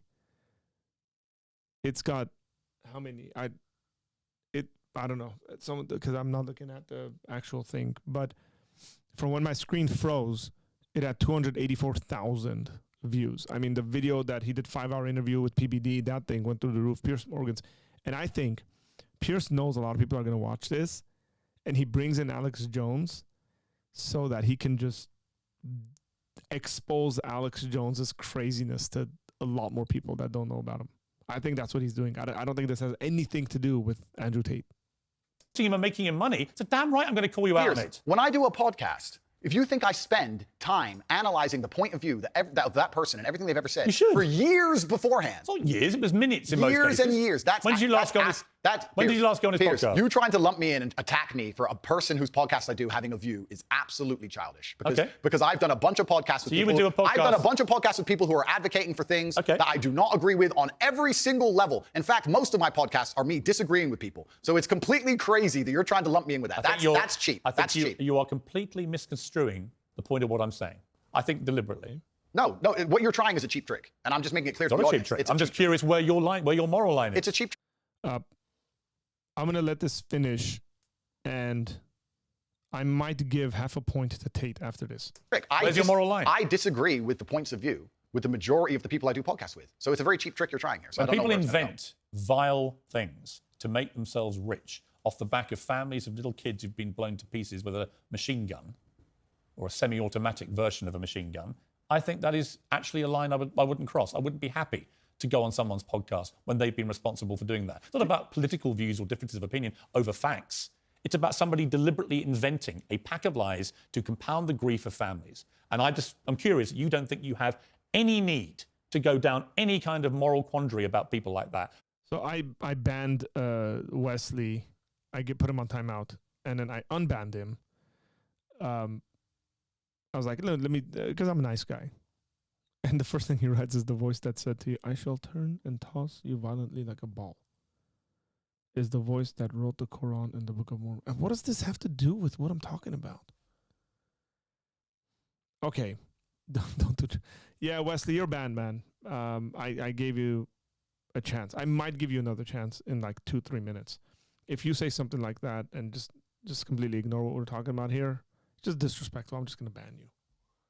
Before you continue to allow them to use you for their own promotion. He didn't use me. He didn't use me. Why is he have you on the podcast? Because we disagreed and discussed points like we're doing with you right now. Did you call him out on that? Are you using me? We didn't discuss that. I'm not using you. I'm giving you a platform most people aren't giving you right now to show the world who you really are. Fantastic. So neither of us are using. Half a point for Andrew Tate, half a point for Pierce Morgan. So it's 13 to 8.5. Each other.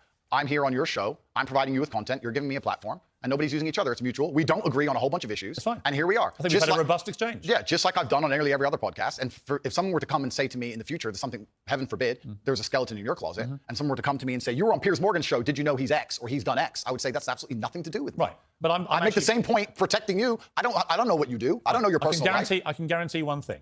I will not be inventing stories about the families of kids. I hope not. I hope you're a righteous person. But I'm not claiming to be a righteous person. I don't know. I'm just saying that I just think it's interesting that you have no moral compulsion about going on people. It's not about moral compulsion. It's about I don't know what you do, Pierce. You could have a bunch of skeletons in your closet, my friend. I don't have a clue. I'm here on your TV show. I'm sure we all have lots of skeletons. Let me ask you this. Interesting about the feminism thing. Sure. Do you identify as a feminist? I think that women and men are fantastic. Both of us are fantastic. I think women reproduce. I think women need to be respected, protected, provided. What kind of a statement is that? I think that women reproduce. Like, duh. Like, what do you think that women reproduce? Of course, women reproduce. I think that modern feminism is kind of hard for me to even truly understand. What do you think it means? What is feminism? I think that the idea of feminism is that men and women are equal under the law. And do you believe that? Completely. We should be treated completely equal. Yeah, but we are equal under the law. Wouldn't you agree?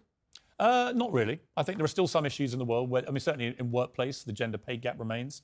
They're not treated equally in most cases, women. Well, that can be discussed, the gender pay gap. Hey, what up, Autumn? This should be interesting, right? I mean, look, if you're interested in the gender pay gap kind of conversation, listen to Thomas Sowell. Read Thomas Sowell. I think he has pretty good responses to this. I think that's already been discussed at length. I think that there's actually... You think women should go to work? I think women should work completely. You do? Why wouldn't they? Because in the parts of the country, of the world you were mentioning earlier, that have different views on women, they don't go to work. In the parts of the world that person from the podcast was from, for the point I made, yeah, they didn't. But I don't live in those parts of the world. I think women should be free to work if they choose. I think it's very important that the family... I suspect Pierce is going to ask him, would you let your wife or your wives work? And he's going to say, they don't need to. I'm rich. Unit remains. I do believe that in my personal view, the most important and respectful thing a woman can do is become a mother. I think that having children is a beautiful thing. But obviously, if a woman wants to work and wants to have a career, especially now with paternity leave or maternity leave, and she can manage to do both, why wouldn't I want women to work? I don't know why anyone would ever assume I don't want women to work or think women can't work, because I said that I should keep them safe sometimes. Good. No, but it's interesting because you have to look at this, Pierce. It's interesting how people extrapolate. Andrew said that he's responsible for a woman's safety, and he said that gives him authority to make decisions for her safety, and that's been misconstrued, and he's a bad person. He believes that women are property. But now we believe that Andrew doesn't believe in love. Andrew doesn't believe women should work. I don't know where all of that comes from. Well, that's why I'm glad we've had a chance to discuss completely. I believe women are sovereign individuals, and they can make any choice they so desire. I think that it's important that we remember that a man has a duty. I think I certainly in my relationship have a financial responsibility to provide for my woman. My woman would never have to work unless she wanted to, because I'm the kind of person who works hard enough that she wouldn't have to. Should young men, though, all aspire to be like you? Should young men aspire to work very hard, have no criminal record, become multimillionaires, protect and provide for the women close to them, be sovereign so they can stand up and have their own points of view in face of cancellation, be able to not be mentally intimidated when they go on national TV and there's traps set up for them. Yeah, I believe that confident, strong men who stand up and protect and provide for women are a good thing for the world and a good force for the world. And I don't think that I put a magic spell on anybody. I think there's a whole bunch of men in the world who understands my value. And if men grow up to be like me, you're gonna have a whole bunch of people with no criminal record, dedicated athletes, who protect and provide for the people close to them, are fantastic for the economy. And I'm certainly not the worst influence out here. You have Little Nas twerking on the devil on music videos, which our children are digesting. You have drill artists singing about stabbing people to death in the middle of a knife crime epidemic. You have rabid psychopaths on whether the right or the left announcing violence on the other side. You have all these insanities in the world. And because I sit here and say, yeah, perhaps, now you've laid it out and it offended you, I understand. I didn't say it offended Okay, cool. I just read you the things. You read things that you said they could be offensive and some people are offended. Well, some people definitely were offended. Absolutely. That's fine. And honestly, I think some of the things you said were genuinely offensive and misogynist. Okay, so they offended you. Like I said earlier. So they offended you, which is fine. I said they offended you, you interrupted me, and now you're saying they offended you, which is fine. But the point I'm trying to make is this. I'm not the devil. There are certainly worse people than me, I don't disagree and they exist. With that. And I'm saying that my core tenets. Okay, so since we had Wesley in here saying really weird stuff, I would really want to dig through the recesses of the internet, trying to see if there's anyone weird that is saying that Andrew Tate is the Antichrist. Someone Google that, by the way. Someone Google, is Andrew Tate the Antichrist, and see if anybody's written anything on this. The people who don't understand me are self-accountability, so I'm accountable for everything I've ever said. My core tenets are responsibility, so I'm responsible for everything I've said. My core tenets are traditional masculinity to a degree, which involves protecting and providing for women. And I'll make another point here that needs to be said. The number of women who have stood up and stuck up for me is ignored. Thousands of women are making videos saying, I've met Andrew Tate, he's such a nice guy. I wish I had a man like Andrew Tate who felt responsible to protect and provide for me. You know what? I do belong to my husband, that's why I married him and I love him. We ignore the thousands of women who stood up and stood by me and said everything I said is true. And we're taking a very vocal minority who have taken things I've said and are pretending to be absolutely and utterly devastated by them for some reason. All right, time out. Sure. You've had a good run there. Sure. An inquest this week found that a 14-year-old girl, Molly Russell, died from an act of self-harm while suffering from depression and the negative effects of online content. The coroner said she was exposed to material that may have influenced her in a negative way, and in addition, what started as depression had become a much more serious depressive illness, and she very sadly took her life. What does this have to do with Andrew Tate and this conversation? That's absolutely disgusting. Right. Her father. It's terrible. Her father's campaign for better protections against potentially dangerous social media algorithms. Right. It says that the particularly graphic content she saw romanticized acts of self-harm, normalized her condition, and focused on a limited and irrational view without any counterbalance of normality. First of all, what is your response to that? It's nothing to do with you. That's the first thing. Yeah, it is nothing to do with me. The fact that a 14... it seems like Pierce Morgan has run out of stuff to say or has a scripted way to finish this segment, maybe to bring light to this issue. It could be, again, viewership. They're watching. The networks tell them, hey, let's bring this into this conversation because we want to shed light to it, which is fine. But year-old girl took her life is truly sad. The world we live in today is... The world we live in... The fact that something like that happened is almost mind-blowing to me. PT says there seems to be a couple of YouTube videos claiming that he is the Antichrist. I knew someone's out there doing something like that. I'm going to unban what's his name, see if he comes back. Last chance, Wesley.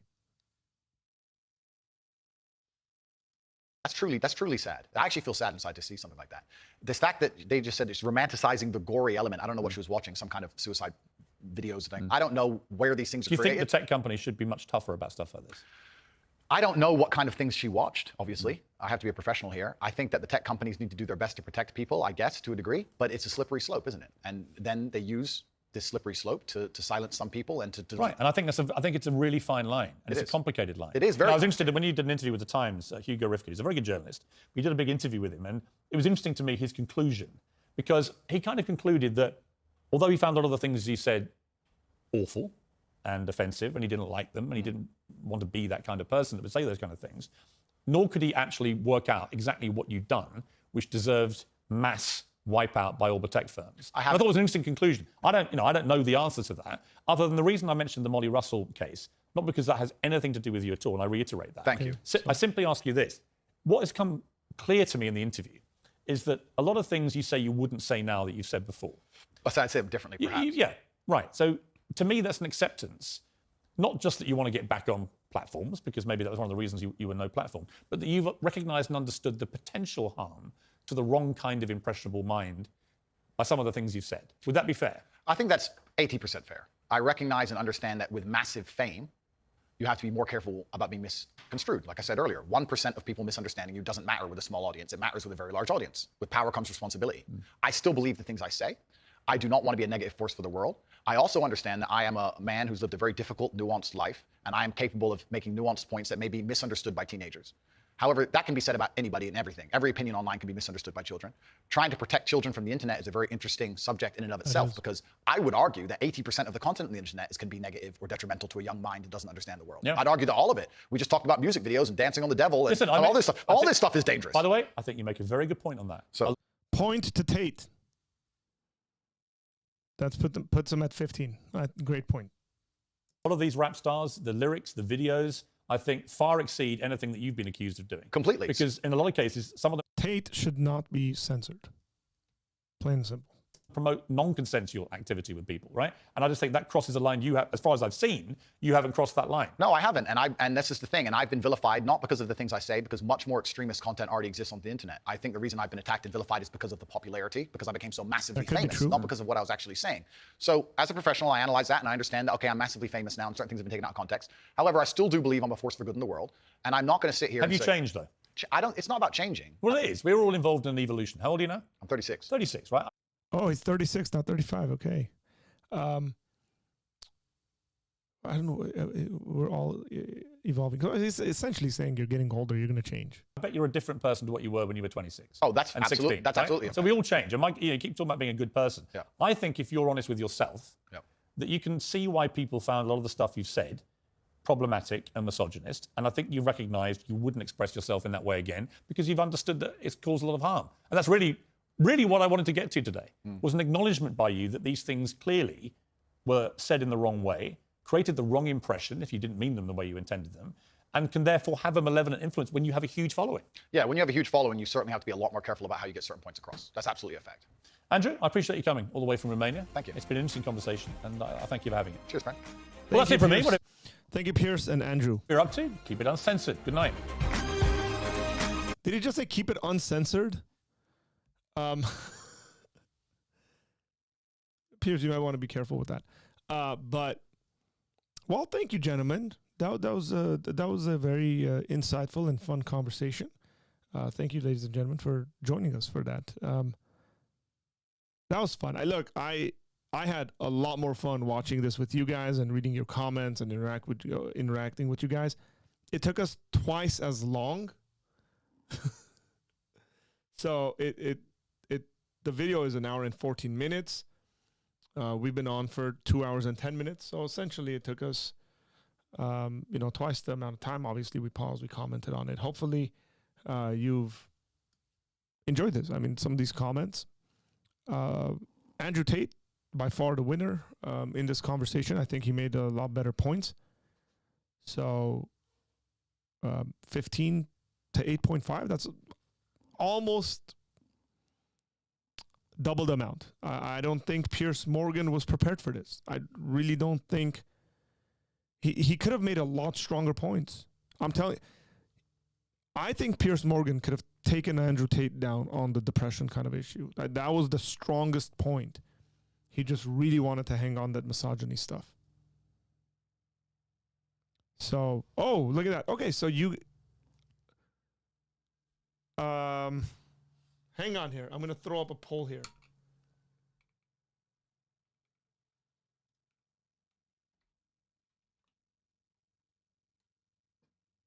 Where is my...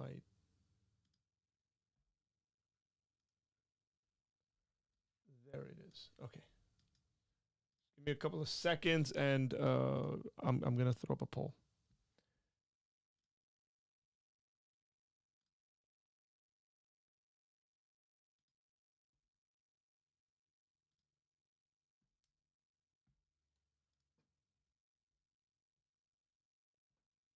Coming your way.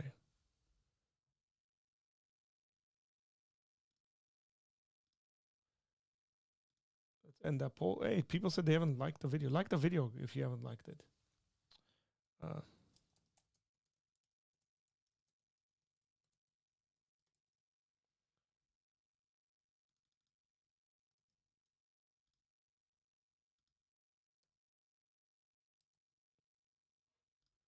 Okay.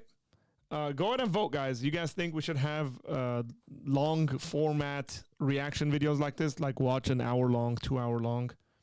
I would like to do this with debates. And maybe keep like score them. So if there's debates happening, we can watch them together, pause it and say bam, bam, so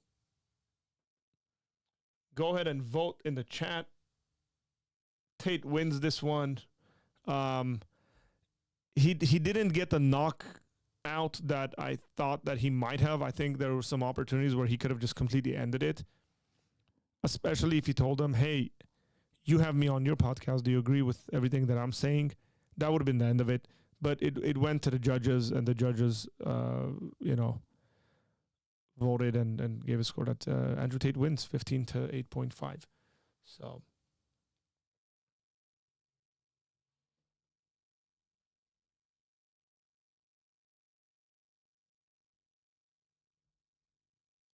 Also with the Chosen episodes too, I think that'd be cool. I really want to get back to doing that. Yeah, that would be really nice.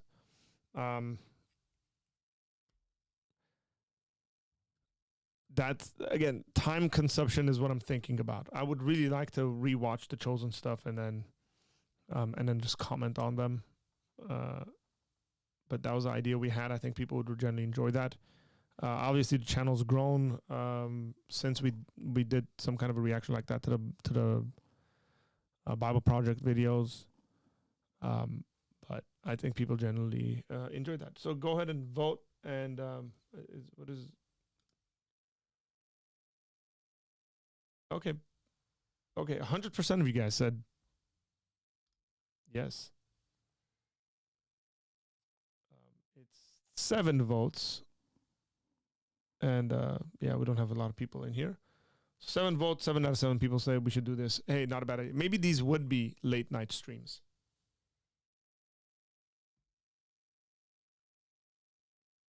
So, okay.